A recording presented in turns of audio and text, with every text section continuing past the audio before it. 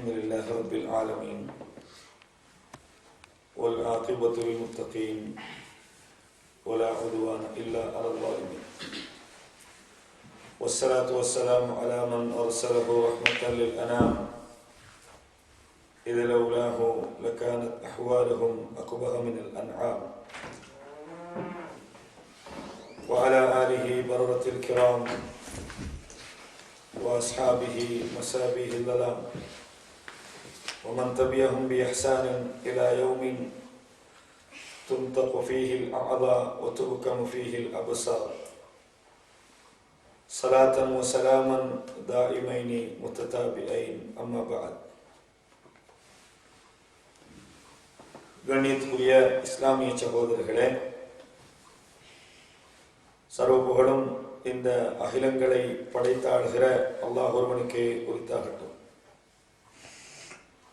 அவன் வணக்க வழிபாடுகள் முழுமைக்கும் தகுதி படைத்த ஒரே ஒரு இறைவனாக இருக்கிறான்.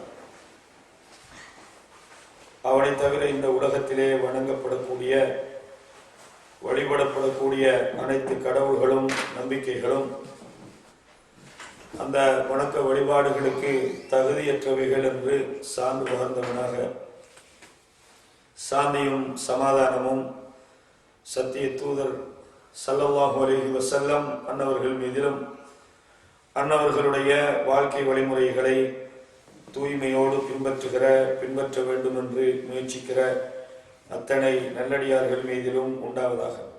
கண்ணியத்துக்குரிய இஸ்லாமிய சகோதரர்களே,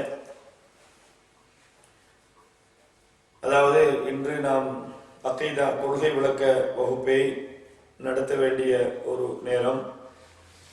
நம்முடைய சகோதரர்கள் முக்கியமாக இந்த பள்ளியுடைய விடயத்திலே ஈடுபடுவதற்காக அவர்கள் சென்றிருக்கின்ற காரணத்தினாலும், அதே போல இந்த விடுமுறை தினமாக இருக்கின்ற காரணத்தால் நிறைய சகோதரர்கள் கலந்து கொள்ள முடியாமல் இருப்பதன் காரணமாகவும் இன்னும் ஒரு முக்கியமான ஒரு விடயத்தை உங்களோடு பகிர்ந்து கொள்ளலாம் என்று நான் நினைக்கிறேன். அந்த விடயம் என்னென்னா, இஸ்லாமிய வரலாற்றிலே ஹிஜ்ரத் என்பதும் அதன் மூலம் நாம் பெறுகின்ற பாடங்கள் படிப்பினைகள் என்ற தலைப்பிலே இன்று உங்களோடு சில விடயங்களை நான் பேசலாம் என்று நினைக்கிறேன். ரசூலுல்லாஹி ஸல்லல்லாஹு அலைஹி வஸல்லம் அவர்கள் சொன்னார்கள், லா தன்கத்திஉல் ஹிஜ்ரத்து ஹத்தா தன்கத்திஉத் தௌபா வலா தன்கத்திஉத் தௌபத்து ஹத்தா தத்லுஅ ஷம்ஸு மின் மக்ரிபிஹா. ரவாஹு அபூ தாவூத். ஹிஜ்ரத் என்பது தௌபா நின்றுவிடும் வரைக்கும் ஹிஜ்ரத்து நின்று விடாது. அதே போல சூரியன் மேற்கில் உதயமாகிற வரை தௌபா நின்று விடாது என்று ரசூலுல்லாஹ் சொன்னாங்க. அதாவது இந்த ஹிஜ்ரத் என்பது எல்லா காலத்திலுமே இருக்கிறது என்று ரசூலுல்லாஹி ஸல்லல்லாஹு அலைஹி வஸல்லம் சொன்னாங்க. இதே மாதிரி நீங்க இன்னும் ஒரு ஹதீஸை பார்க்கலாம். லா ஹிஜ்ரத பஅதல் ஃபத்ஹ். மக்கா வெற்றிக்கு பிறகு ஹிஜ்ரத் என்பது இல்லை. வலாக்கின் ஜிஹாதும் வனியும். ஜிஹாதும் இருக்கிறது, அதற்கான எண்ணமும் இருக்கிறது என்று ரசூலுல்லாஹ் சொன்னாங்க ஸல்லல்லாஹு அலைஹி வஸல்லம். அப்ப ஹிஜ்ரத் இல்லைன்னு ஒரு இடத்துல வருது, இருக்குன்னு ஒரு இடத்துல வருது. இது என்ன அப்படின்னு கேட்டீங்கன்னா, மக்கா வெற்றிக்கு பிறகு மக்காலிருந்து ஹிஜ்ரத் இல்லை, அப்படித்தான் வழங்கணுமே தவிர ஹிஜ்ரத்தே இல்லைன்னு வழங்கிடக்கூடாது. இப்ப மக்காலிருந்து மதீனாவுக்கு தான் ஹிஜ்ரத் போயிட்டு இருந்தாங்க. மக்கா வெற்றி கொள்ளப்பட்ட பிறகு மறுபடி இல்லை, இங்கதான் வெற்றி வந்துட்டு. அதுதான் என்னது ரசூலுல்லாஹி ஸல்லல்லாஹு அலைஹி வஸல்லம் சொன்னாங்க. மக்காலிருந்து மதீனாவுக்கு போக முடியாது, மதீனால இருந்து நான் ஹிஜ்ரத் போறேன்னு மக்காவுக்கு மறுபடியும் வரவும் வேணாம். இந்த ரெண்டு இல்லைன்றதான் அந்த ஹதீஸ்ல அர்த்தம். இது தவிர இந்த ஹிஜ்ரத் என்பது உலகம் அழியும் வரை, தௌபாவுடைய வாசல் மூடப்படுகிற வரை ஹிஜ்ரத் என்கிற ஒன்று இருக்கிறது என்பதை நாம் முதலாவது தெரிந்து கொள்ள வேண்டும். இரண்டாவது என்னன்னா, ஹிஜ்ரத் என்பதனுடைய நேரடி அர்த்தம் வெறுத்தல் அல்லது வெறுத்து ஒதுங்குதல். இது மொழி அர்த்தம். இதை நாங்கள் ஹதீஸ்ல பார்க்கிறோம். ரசூலுல்லாஹி ஸல்லல்லாஹு அலைஹி வஸல்லம் சொன்னாங்க, அல் முஸ்லிமு மன் சலிமல் முஸ்லிமூன மின் லிசானிஹி வ யதிஹி. ஒரு முஸ்லிம் யார் என்று கேட்டா, அவனுடைய நாவிலிருந்தும் கரத்திலிருந்தும் ஏனைய முஸ்லிம்கள் ஈடேற்றம் அடைந்திருக்கிறார்கள். அப்படின்னாங்க. ஒரு உண்மையான முஸ்லிம் அவன் நாவால அடுத்தவனுக்கு பிரச்சனை இல்லை. அவன நாவால அடுத்தவனுக்கு எந்த தொந்தரவும் இருக்காது. அவனுடைய கரத்தால் அவன் அடுத்த முஸ்லிமுக்கு எந்த தொந்தரவும் செய்ய மாட்டான், அடிக்க மாட்டான், ஏன்னா கரத்தால் அநியாயம் பண்ண மாட்டான். இன்றைய பாசையில் சொல்லணும்னா கரத்தால டைப் பண்ணவும் மாட்டான், கரம் தான் எல்லாத்துக்கும் காரணம். அவ இந்த மாதிரி ரசூலுல்லாஹி ஸல்லல்லாஹு அலைஹி வஸல்லம் சொன்னாங்க. அப்ப கரம் என்பது ஒரு முஸ்லிம் சரியான முஸ்லிம் என்பதை தெரிந்து கொள்வதற்கு அவனால் அடுத்தவனுக்கு எந்த தொந்தரவும் வராது, அடுத்த முஸ்லிமுக்கு எந்த ஒரு தொந்தரவும் வர இல்லைண்டா அவன் தான் சரியான முஸ்லிம். அல் முஹாஜிர், ஹிஜ்ரத் செய். முஹாஜிர் என்றால் மன் ஹஜர மா நஹல்லாஹு அன். இது புகாரில் வரக்கூடிய செய்தி. அல்லாஹு தஆலா எதையெல்லாம் தடுத்திருக்கிறானோ அவைகளை வெறுத்தவன் தான் சரியான முஹாஜிர். அல்லாஹ் தடுத்திருக்கக்கூடிய, அல்லாஹ் தடை செய்திருக்கக்கூடியவைகளை வெறுக்கின்றவன் தான் முஹாஜிர், வெறுத்தவன் என்று ரசூலுல்லாஹி ஸல்லல்லாஹு அலைஹி வஸல்லம் சொன்னார். அப்ப மொழி ரீதியாக ஒன்றை வெறுத்தல் என்ற ஒரு கருத்துல தான் இந்த ஹிஜ்ரத் என்ற ஒரு சொல் ஆடப்பட்டிருக்கு. அப்ப நேரடியாக ஹிஜ்ரத்துக்கு என்ன கருத்துண்டா, ஒருத்தன் பாவத்தை வெறுக்கிறது, அதுக்கும் சொல்லலாம், அந்த அர்த்தத்தில் பயன்படுத்தவும் செய்யலாம். இன்னொரு அர்த்தம் இருக்கிறது, ஒரு இஸ்லாமிய ஆட்சி இருக்கிற போது காவிரான நாட்டில் இருந்து இஸ்லாமிய நாட்டை நோக்கி நகர்தல், அல்லது இஸ்லாத்தை பின்பற்ற முடியாத சூழல் உள்ள ஒரு இடத்தில் இருந்து இஸ்லாத்தை பின்பற்ற முடியுமான ஒரு சூழலுக்கு நகருதல். ரெண்டு அர்த்தத்தையும் நாங்கள் என்ன செய்யலாம், புழக்கத்தில் வழங்கிக் கொள்ளலாம். இது எப்படி நீங்க கேட்டீங்கன்னா இன்ஷா அல்லாஹ் இது சம்பந்தமான விவரங்களை இந்த இந்த விளக்கத்தில் உங்களுக்கு நாங்கள் தர இருக்கிறோம். அப்ப இந்த ஹிஜ்ரத் என்பது ஆக முக்கியமான இஸ்லாத்திலே பின்னி பிணைந்த ஒரு முஸ்லிமுடைய அன்றாட நடவடிக்கைகளிலே ஒன்றோடு ஒன்று கலந்து விட்ட ஒரு முக்கியமான ஒரு அம்சம். இதுல முதலாவது என்னன்னா பாவங்களை வெறுத்து, உள்ளத்துல பாவத்தை பற்றிய விருப்பம் இருக்கக்கூடாது. வெறுத்தா ஒரேடியா வெறுத்துடும், பாவத்தை என்ன செய்யணும், வெறுத்துறோம். உள்ளத்துக்குள்ள அதை பற்றிய உணர்வுகள், ஆசைகள், என்ன அதை செய்யணும்ன்ற கொஞ்சம் உள்ளுக்குள்ள அந்த சிந்தனை பாங்கோடு ஒரு பாவத்தை நாங்க விடுவதா இருந்தா அது உண்மையா விட முடியாது. வெறுத்தா வெறுத்துறோம், முழுமையா வெறுத்துறோம் பாவத்தை. இன்னைக்கு எத்தனையோ வகையான பாவங்கள் இருக்கிறது. நாங்க என்ன செய்யறோம்டா, இன்னைக்கு விடுவோம், சில நாளைக்கு அதை தொடருன்ற மாதிரி சில விஷயங்கள் இருக்கிறது. பாவம் தான், என்ன செய்ய விட முடியல, அப்படி போகக்கூடாது, பாவம்னா விட்டுறோம். அப்ப ரசூலுல்லாஹி ஸல்லல்லாஹு அலைஹி வஸல்லம் சொன்னாங்க, உண்மையான முஹாஜிர் அல்லாஹ் தடுத்தவைகளை அவர் வெறுக்க வேண்டும், வெறுத்து அதை ஒதுங்கி விட வேண்டும் என்ற ஒரு கருத்தை சொன்னாங்க. அவர் மூமினை பொறுத்தவரையும் அவன் உண்மையான ஒரு மூமினாக இருந்தால் அவனுடைய உள்ளத்துல பாவங்கள் வெறுப்பாக இருக்க வேண்டும் என்ற ஒரு விஷயத்தை இந்த ஹதீஸிலிருந்து நாங்கள் தெரிந்து கொள்கிறோம். இப்போது இந்த ஹிஜ்ரத் என்ற அம்சத்தை விளங்கிக் கொள்வதற்கு முன்னால் நான் ஏற்கனவே கூட இந்த அடிப்படைகளை நான் சொல்லி இருக்கிறேன். அதாவது ஒரு முக்கியமான ஒரு அடிப்படையை உங்களுடைய மனதிலே நீங்கள் பதிய வேண்டும். ஏற்கனவே சொல்லப்பட்டாலும் இந்த தலைப்புல கொஞ்சம் அது அறிமுகப்படுத்தப்படும். அது என்ன அடிப்படைன்னு சொன்னா, ஒரு முஸ்லிமுடைய வாழ்வு இந்த உலகத்திலே அல்லாஹ்வுக்காக இருப்பது.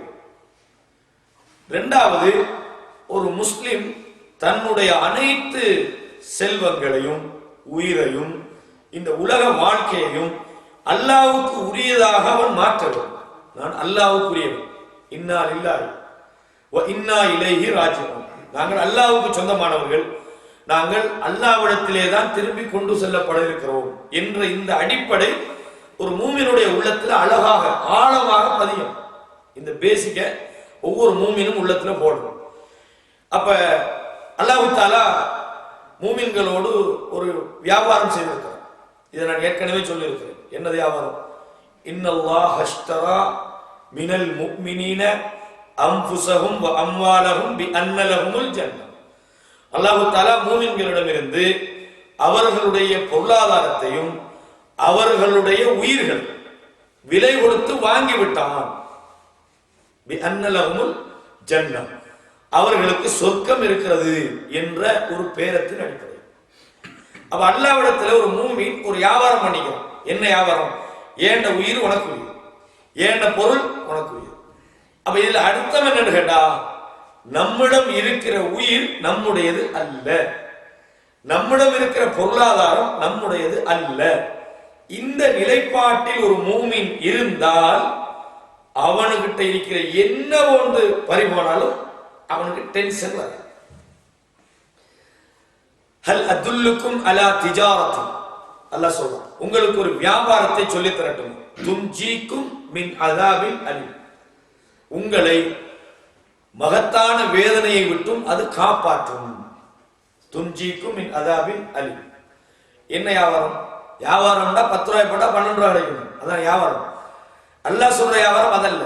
துன்ஜீக்கும் மின் அதாபின் அலி. அந்த வியாபாரத்துக்கு என்ன லாபம்னு சொன்னா மகத்தான வேதனையிலிருந்து உங்களை காப்பாற்றும். அந்த வியாபாரத்துக்கு அதான் லாபம்.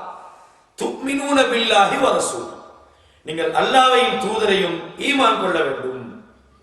நீங்க அதான் அதான் அந்த நீங்க ஓடுற முதலீடு. நீங்க அல்லாஹ்வையும் தூதரையும் ஈமான் கொள்ள வேண்டும். வ துஜாஹிதூன ஃபீ சபீலில்லாஹி பி அம்வாலிக்கும் வ அன்ஃபுசிக்கும், உங்களுடைய பொருளாதாரத்தையும் உங்களுடைய உயிர்களையும் கொடுத்து நீங்கள் அல்லாஹ்வின் வழியில் போராட வேண்டும். இதான் பிசினஸ். இன்கம் காசு வராது, போகும். என்ன போகும்? தேவைப்பட்டா உயிரை கொடுக்கும், தேவைப்பட்டா பொருளாதாரத்தை கொடுக்கும். லாபம் என்ன? துன்ஜீக்கும் மின் அதாபின் அலி, நோவினை தருகிற வேதனையில் இருந்து உங்களை காப்பாற்றும்.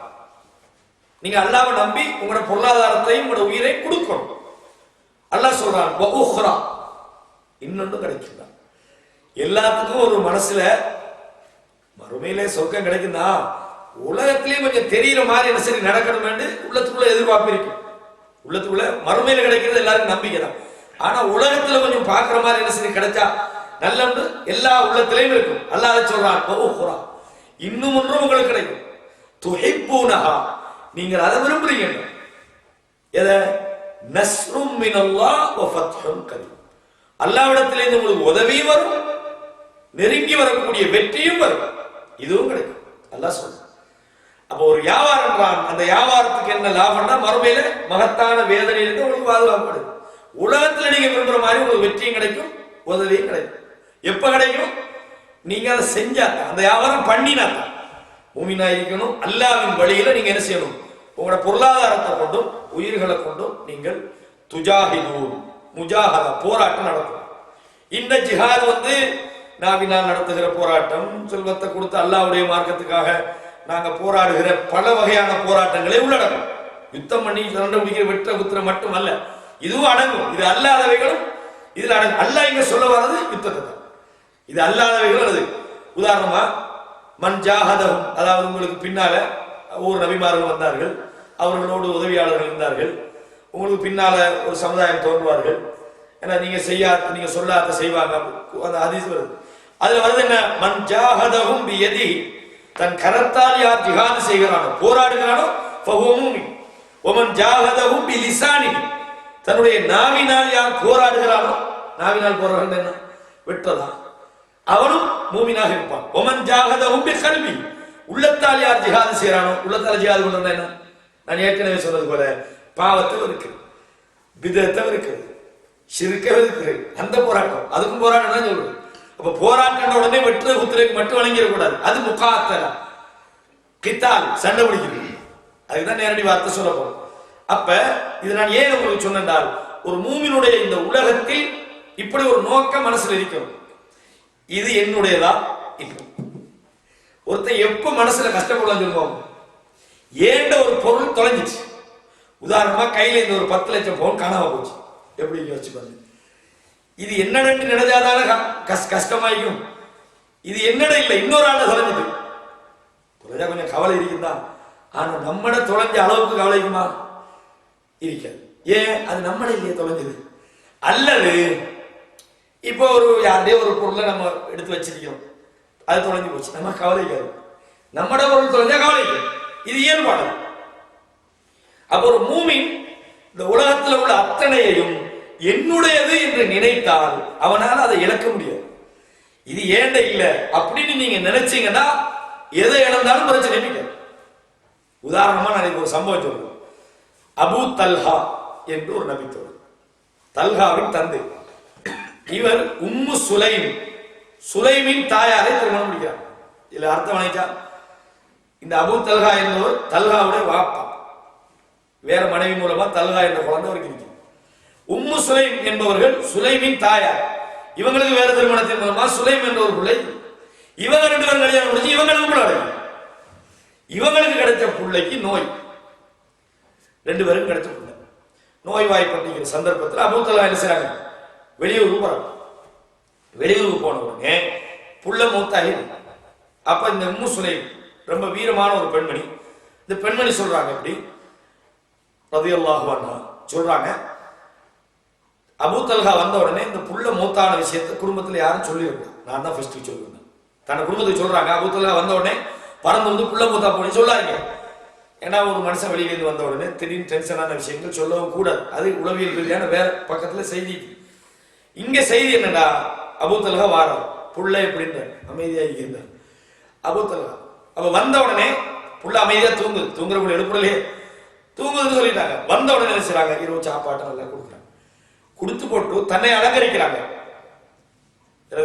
பிரயாணத்திலிருந்து வந்தா ஒரு ஆண் என்ன எதிர்பார்ப்பான்னு பெண்ணுக்கு தெரியும். அந்த ஒரு செய்தியும் இதில் இருக்கு. தன்னை அலங்கரிச்சு கொண்டு அன்றைய இரவில் இல்லறத்தில் ஈடுபடுகிறார்கள். ஈடுபட்டு விட்டு சொல்றாங்க, அபூ தல்ஹாவே, உங்கள்கிட்ட ஒரு ஆள் ஒரு சாமானை கொடுத்தாரு. தந்தவர் கொஞ்ச நாளைக்கு புறம் வந்து கேட்கிறார், அந்த தந்தை திருப்பி தாங்க, கொடுப்பீங்களா கொடுக்க மாட்டீங்க? அடுத்த ஆள் கடை சாமானை தந்தா திருப்பி கொடுக்க தானே. அப்படியா, உன புள்ளை எல்லாம் எடுத்துக்கிட்டாங்க. எவ்வளவு ஒரு உளவியல் ரீதியான ஒரு செய்தி பார்த்தீங்களா? புள்ளை எல்லாம் எடுத்துக்கிட்டான். அபூ தல்ஹாக்கு சரியான அர்த்தம். என்னப்பா வந்த உடனே செய்தியை சொல்லவும் இல்லை, நான் சொல்லியிருந்தா சாப்பிட்டிக்கவும் மாட்டேன். இல்லறத்துல ஈடுபடுவான ஒருத்த புள்ள மூத்தா போனேன்னு எப்படி மனசு இடம் கொடுக்காது. இவ்வளவு நடந்த போதுதான் இதை சொல்லிக்கிறாங்க. சொல்லிட போய் மறுபடி வைக்கிறாங்க. பாருங்க உம்மு சுலைம் செஞ்ச வேலை என்ன செஞ்சாங்க, இந்த மாதிரி செஞ்சு போட்டாங்க. இன்றைக்கு நீங்க இரவுல தாம்பத்தியத்தில் ஈடுபட்டீங்களா, அல்லாஹ் உங்களுக்கு இந்த இரவை பரக்கத்தாக்கட்டும். புறவாத குழந்தை கிடைக்குது, நிறைய காரியங்கள் வராங்க. சம்பவம் நின்ற சம்பவம். இதுல என்ன விஷயம்னு சொன்னா, உம்மு சுலைமுடைய அந்த அட்டி பேசிக்க பாத்தீங்களா எப்படி போடுறாங்க. உங்களோட பிள்ளைண்டா தானே உங்களுக்கு கவலை வரணும், பொறுத்துக்கொள்ளுங்க. அல்லாஹ் தந்தா எடுத்துக்கிட்டான். அல்லாஹ்வுடைய இந்த ஏன் இந்த அடிப்படையை நான் உங்களுக்கு தெளிவா சொல்றேன்டா. இன்னைக்கு இந்த கவுன்சிலிங் சொல்லி லட்சக்கணக்கான காசு எல்லாம் போய் ஏமாறுறாங்க. கவுன்சிலிங் யாருக்கு தேவைப்படும் சொல்லுங்க. கண்டிப்பா உண்மையான ஒரு மூமினுக்கு கவுன்சிலிங் தேவைப்படாது. சரியான ஒரு மூமினா ஒருத்தன் வாழ்ந்தால் அவனுக்கு எந்த கவுன்சிலிங் தேவைப்படாது, எந்த டிப்ரெஷனும் அவனுக்கு வராது. வந்தா அவன் ஈமான்ல பிரச்சனை இல்லை. ஏன் நான் சொல்றேன்னு நீங்க நினைக்கலாம், என்னது இவருக்கு மன ரீதியாக இவர் பாதிக்கப்பட்டு விட்டார், என்ன பிசினஸ்ல பெரிய லொஸ்ட், அதனால இவருக்கு டிப்ரெஷன் பிடிச்சி, அல்லது குடும்பத்துல பெரிய பிரச்சனை, திடீர்னு புள்ள மொத்தா போச்சு, திடீர்னு வைஃப் மொத்தா போச்சு, திடீர்னு பெரிய லொஸ்ட், சுனாமில எல்லாம் போயிட்டாங்க, இவர் மூளை குழம்பிட்டாருன்னு வச்சுக்கோங்க. இவர் ஈமான்ல பிரச்சனையானவராக இருந்து, இதான் சரியான அர்த்தம். இது தப்பா புரிஞ்சிட கூடாது. ஏன் அப்படின்னு நான் சொல்றேன்டா, ஈமான் சரியான முறையில இருந்தால் ரசூலுல்லாஹ் சொன்னாங்க, அஜபல் லி அம்ரில் மூமின், மூமினுடைய எல்லா காரியம் எல்லாம் ஆச்சரியமாக இருக்கிறது. இன்ன அம்ரஹு குல்லுஹு லஹு கைரும், அவனுடைய எல்லாமே ஆச்சரியம்தான். இன் அஸாபத்து ஷர்ரா ஷக், அவனுக்கு என்ன சரி சந்தோஷம் நடந்தா உன்கிட்ட தான் இது கிடைச்சிக்குது, நீ தான் இதை தந்திருக்கிறா, நீ தான் இதை ஏற்படுத்திக்கிறான்னு சொல்லி அல்லாஹ்வுக்கு நன்றி செலுத்துறான். மூமின் தான் செய்வான். காவிர் செய்வானா, முனாபிக் செய்வானா, கெட்டவன் செய்வானா, என்ன சரி அவனுக்கு ஒரு சந்தோஷம் கிடைச்சா அன்றைக்கு மாப்பிள்ளை பிடிக்கல, அவர் காலால நடக்க மாட்டார். அவர் கதைக்கிற கதை, ஒருத்தர் வியாபாரத்துல நல்ல லாபம் எடுத்துட்டான்னு, நல்ல பெரிய அளவில் பிசினஸ்ல முன்னேறிக்கிறான். நீங்க அவன்கிட்ட போய் ஒரு வியாபாரம் செய்யலான்னு பார்க்க, வியாபாரம் எல்லாம் லேசில செய்யல, இவர் 300 போடுவார். என்ன காரணம், இவருக்கு அல்லா கொடுத்துக்கிறான் தானே. இப்ப இவர் நினைக்கிறாரு இதெல்லாம் அவரோட டேலண்ட்ல நடந்துக்கிட்டு, அல்லா கொடுக்கோன்னு நினைச்சா என்னத்தனாலும் கொடுப்பான். உங்களுக்கு தெரியும், அக்குரணையில பாத்தீங்கன்னா போனா 6ஆம் கட்டையில பெரிய மலைக்கு மேல ஒரு கூட, நீ குறிப்பிட்டு சொல்ல இல்லாது, அந்த ஆளுக்கு கேட்டா வேற மாதிரி நினைச்சுவாரு. அந்த ஆளுடைய வியாபாரம் என்னன்னா, ஒரு கம்பெனில வேலை செய்கிறார், உதாரணத்துக்கு அல்லா எப்படி கொடுக்குறான்னு பாருங்க. அந்த கம்பெனில இந்த அக்குரணையில இருந்த பட்டை என்ன பட்டது, என்னமோ பட்டை ஒண்ணு எடுப்பாங்க, வெளிநாட்டுக்கு ஏற்றுவாங்க, கருவாப்பட்டை, ஏதோ ஒரு பட்டை, மரத்துல இருந்து ஒரு பட்டை, வெளிநாட்டுல இருந்து அவர் கம்பெனில ஒரு அக்கௌண்ட்ஸ் ஏதோ போஸ்ட்ல இருக்காரு. இப்ப இந்த பட்டை தேவை, வெளிநாட்டுல இருந்து வியாபாரி மாதிரி வந்துக்கிறாங்க, 2 கண்டனருக்கு தேவைன்னு இந்த கம்பெனி சொல்லி எனக்கு கேளா அப்படின்னு சொல்லி, இந்த ஏழு கம்பெனி மறுத்துட்டு, கம்பெனிக்கு ஒரு துரோகம் பண்ணல, இவங்களை பர்சனலா சந்திச்சு நான் தார 2 கண்டனர், இவர் ஊருக்கு போய் ஆளை போட்டு படப்பட 2 கண்டனை கொடுத்தாச்சு. இதுல ஸ்டார்ட் பண்ணுங்க. இன்னைக்கு அக்குறுநிலை பெரிய பணக்காரல வர அல்லாஹ் கொடுக்கும் நினைச்சா கொடுப்பான். என் டேலண்ட பாத்தீங்கன்னா அவர் சொன்னா எப்படி? அப்ப ரசூலா சொல்றாங்க, ஒரு மூமினை பொறுத்த வரை அவனுக்கு என்ன நடந்தாலும் இது என்னுடைய திறமைன்னு அவன் நினைக்க கூடாது. அவன் தரவும் செய்வான், வாங்கி இருந்துடும், சில திடீர்னு போயிடும். அப்படி நினைச்சா தான் அதை இழந்தா நமக்கு பிரச்சனை இல்லை. நிறைய பணக்காரன் பாருங்க லொஸ்டானோடனே மெண்டல் ஆகிடும். இல்லாட்டி பாத்தீங்கன்னா அவன் ஜாதி போயிடும். அவனை பார்க்கவே விளங்கும். என்ன ரீசன்? அவன் கிடைச்ச நேரத்தில் அல்லாஹ் தந்தன்னு நினைக்கல. காரணம் என்ன நினைச்சான்? பெரிய பணக்காரன், அல்லாஹ் தந்தேன்னு ஒத்துக்கிட்டானா? ஏன் அறிவால நான் தேடிக்கிட்டேன். ஒரு மூமினை பொறுத்தவரை கிடைச்சா அது ஏன் நினைக்கிறல. அல்லாஹ் எனக்கு தந்திக்கிறான்னா பெருமை வரும். அல்லாஹ் நாளை வாங்கிடும், பறிச்சிடவும் கூடும், அழிச்சிடவும் கூடும், இல்லாமலாகவும் கூடும். இந்த பயத்தோட ஒரு மூமின் வந்தா பெருமை அடிக்க மாட்டான்.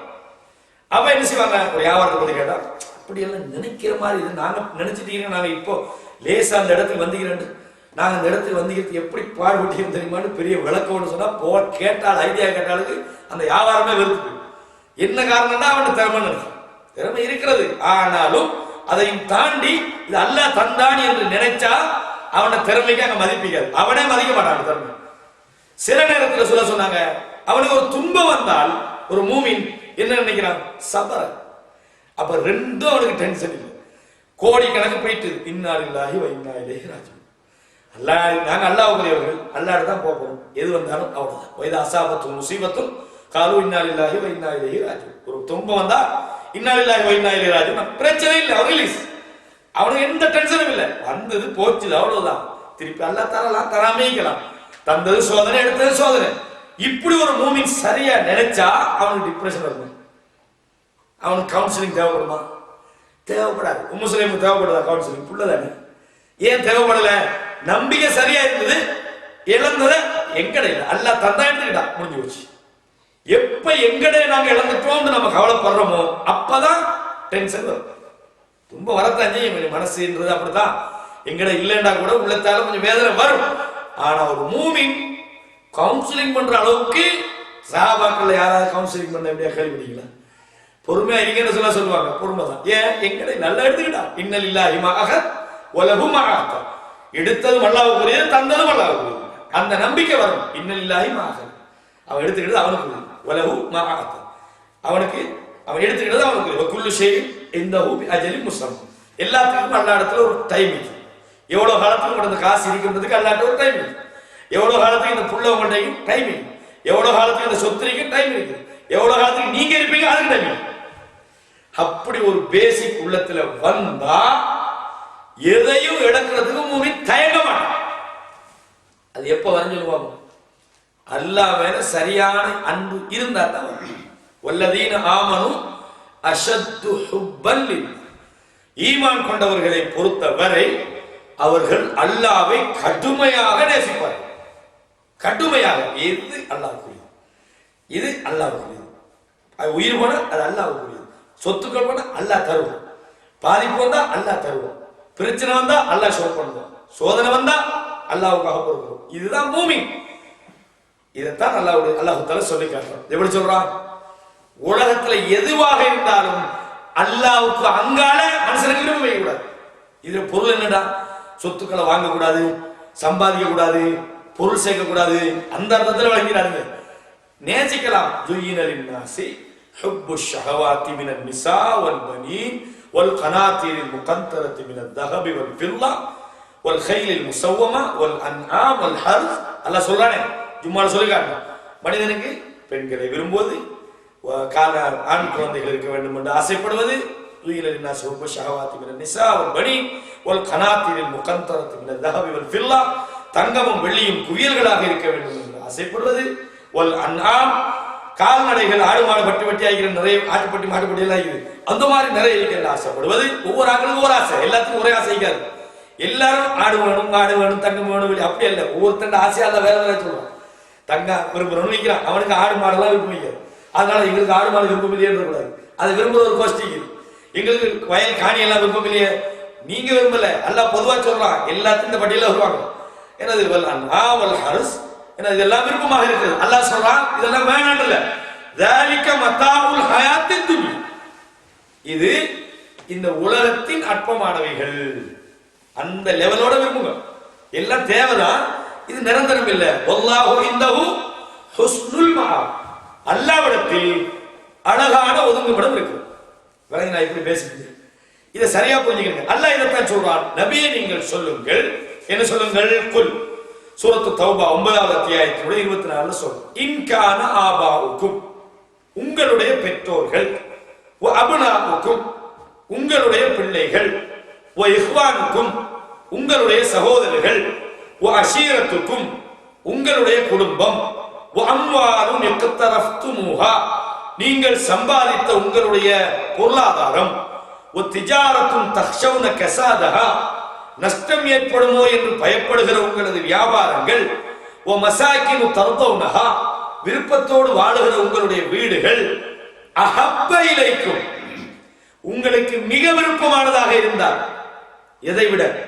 மினல்லாஹி வ ரசூலி, அல்லாஹ்வையும் தூதரையும் விட உங்களுக்கு இவைகள் எல்லாம் விருப்பமாக இருந்தால் அல்லாஹ் சொல்றான், ஃபதரப்பசு ஹத்தா யக்தி அல்லாஹு பிஅம்ரி, அல்லாஹ்வுடைய அழிவை எதிர்பார்த்திருங்க. அல்லாஹ் சொல்றான், அல்லாஹ்வுடைய அழிவை எதிர்பார்த்திருங்க. இதுல என்ன நமக்கு விளங்குறால், இந்த உலகத்துல மனிதன் மேக்சிமமா என்னத்தெல்லாம் விரும்புவானோ எல்லாத்தையும் பதில் கொண்டாங்க. என்னது விரும்புவான்? அல்லாஹ் சொல்றான், இன்கான ஆபாவு, வாப்பா தந்தை விருப்பமா. உலகத்துல விரும்புற மனுஷர்கள்ல எங்கட வாப்பா. அபுனாவுக்கு பிள்ளைகள், பிள்ளைகளை என்ன செய்ய, பிள்ளைக்கு நடந்தா எவ்வளவு பாடுபடும். நமக்கு ரொம்ப விருப்பத்துக்குரிய என்னது, திடீர்னு வாப்பாக சுகம் இல்லை, சீரியஸான நிலைமை. உதாரணத்துக்கு நான் சொல்றேன், என்ன பாடுபடும், எவ்வளவு செலவு பார்க்கிறோமா, காசை பார்க்கிறோமா, என்னத்தை வித்துனாலும் காப்பாற்றலாம். தாய்க்கு சுகம் இல்லை, என்னத்தை வித்துனாலும் காப்பாற்றலாம். பிள்ளைக்கு ஒரு சீரியஸ் துடிக்குது, அந்த நேரத்தில் உயிரை கொடுத்தனாலும் காப்பாற்றலாம். மனுஷன் ஆக மேக்சிமம் மனுஷன் விரும்புறது என்னது? அபுனாவுக்கு, அஷீரத்துக்கு, குடும்பம்னா பதவிப்போம். குடும்பத்தில் என்ன செய்ய நடந்தா எவ்வளவு பாதிப்பு வருது. அம்பாரும் பொருளாதாரம், அல்லாஹ் பொருளாதாரத்தை சொல்லும் போது பொதுவா சொல்லல. மனிதனுக்கு ஆக விருப்பமான பொருளாதாரம் எது தெரியுமா? அவன் சம்பாதிச்செல்லாம் கூட நேரம் சொல்லுவான். அம்பாரும் இக்தரஃப்துமூஹா, நீங்க சம்பாதிச்ச பொருளாதாரம் தான். வாப்பமான சொத்துல கணக்கு இல்லை, கொடுக்குறோம். நம்ம சம்பாதிக்கல அருமை தெரியறதுக்கு. பாருங்க, அந்த பரம்பரை பணக்காரர்களுக்கு காசு பணத்துல விரும்பி அருமை இருக்காது. என்ன ரீசன்? அவங்க சம்பாதிக்கலையே. இது வாப்பா தேடி போட்டு போகிறாரு, அந்த வாங்க கொடுங்க கொடுங்க. அவன் சம்பாதிச்சா அவனுக்கு உண்மையை நிறைய வரும். அம்வாரும் இக்தரஃப்துமூஹா வ திஜாரத்தும், ஒரு வியாபாரம் நீங்க நேசிப்பீங்க. தக்ஷவுன கஸாதஹா, நஷ்டம் வந்துருமோன்னு பயப்படுற வியாபாரம் தான் உங்களுக்கு கடுமையான விருப்பம். ஆல்ரெடி நஷ்டத்துல ஆகிது, தொலைஞ்சு போனா போட்டும். அல்லாஹ் சொல்றா, நஷ்டத்தை பயப்படுற வியாபாரம். நீங்க நஷ்டம் வருமோன்னு பயப்படுறீங்களே, அந்த வியாபாரம் அல்லாஹ் சொல்றான். நஷ்டம் வந்துடக்கூடாதுக்காக காலையில் போய் 8 மணிக்கு திறந்துவீங்க. ஏன் கொஞ்சம் டைம் கூட 2 கஸ்டமர் மிஸ் ஆகிடுவது. ஆல்ரெடி அது ஒஸ்ட்லாம் ஓடிட்டீங்கன்னா என்ன கடைக்கு போயில என்ன செய்ய, போகாம என்ன செய்ய. ஏன் அவனுக்கு விருப்பம் இல்லை, உள்ளத்தார சரியான முடியும். ஏன்னா லஸ்ட் ஆல்ரெடி கடைக்கு போகவே இல்லை. அது வந்து நிக்கிறான் வாழையில, காசு தாங்க என்ன செக், அந்த செக் திரும்பிட்டு இந்த செக் திரும்பி கடைக்கு போய் போருமா. இது பிரச்சனை இல்லை. அல்லாஹ் சொல்ற, நஷ்டம் வரக்கூடாதுன்னு பயந்து செய்யற வியாபாரம், அந்த வியாபாரமும் திஜாரத்தும் தக்ஷவுன கஸாதஹா வ மசாக்கினு தர்தௌனஹா, வீடு வாசல் நிறைய பேர் இருக்கும். அங்க ஒரு வீடு, கொழும்புல ஒரு வீடு, தெய்வல ஒரு வீடு, யாழ்ப்பாணத்துல ஒரு வீடு இருக்கும். விருப்பத்தோட ஒரு வீட்டுல இருக்கும். அந்த வீட்டுல தான் பத்து கொடுக்கும். அதுக்கு தான் டெக்கரேஷன், அதுக்கு தான் பல்பு போடுறோம், அதுக்கு தான் பெயிண்ட் அடிக்கணும். அவன் விரும்புறான், அந்த வீட்டுல இருக்கணும் ஆசைப்படுறான். மற்றபடி அது யாருக்கா சரியாப்பா மஞ்சள் நீ இருந்துப்போ அந்த வீட்டுல அப்படின்னு கொடுக்கவும் செய்வான். அல்லாஹ் சொல்றான், நீங்க விரும்புற வீடு இவ அத்தனையும் எதுக்கு மேல போகக்கூடாது? அல்லாஹ்வை விரும்புறதுக்கு மேல போகக்கூடாது, தூதரை விரும்புறதுக்கு மேல போகக்கூடாது. நான் ஏன் இந்த பேசிக்க கூட சொன்னேன்டா, இது சரியா உள்ளத்துக்குள்ள இருந்தா ஹிஜ்ரத் ஒரு பிரச்சனை இல்லை.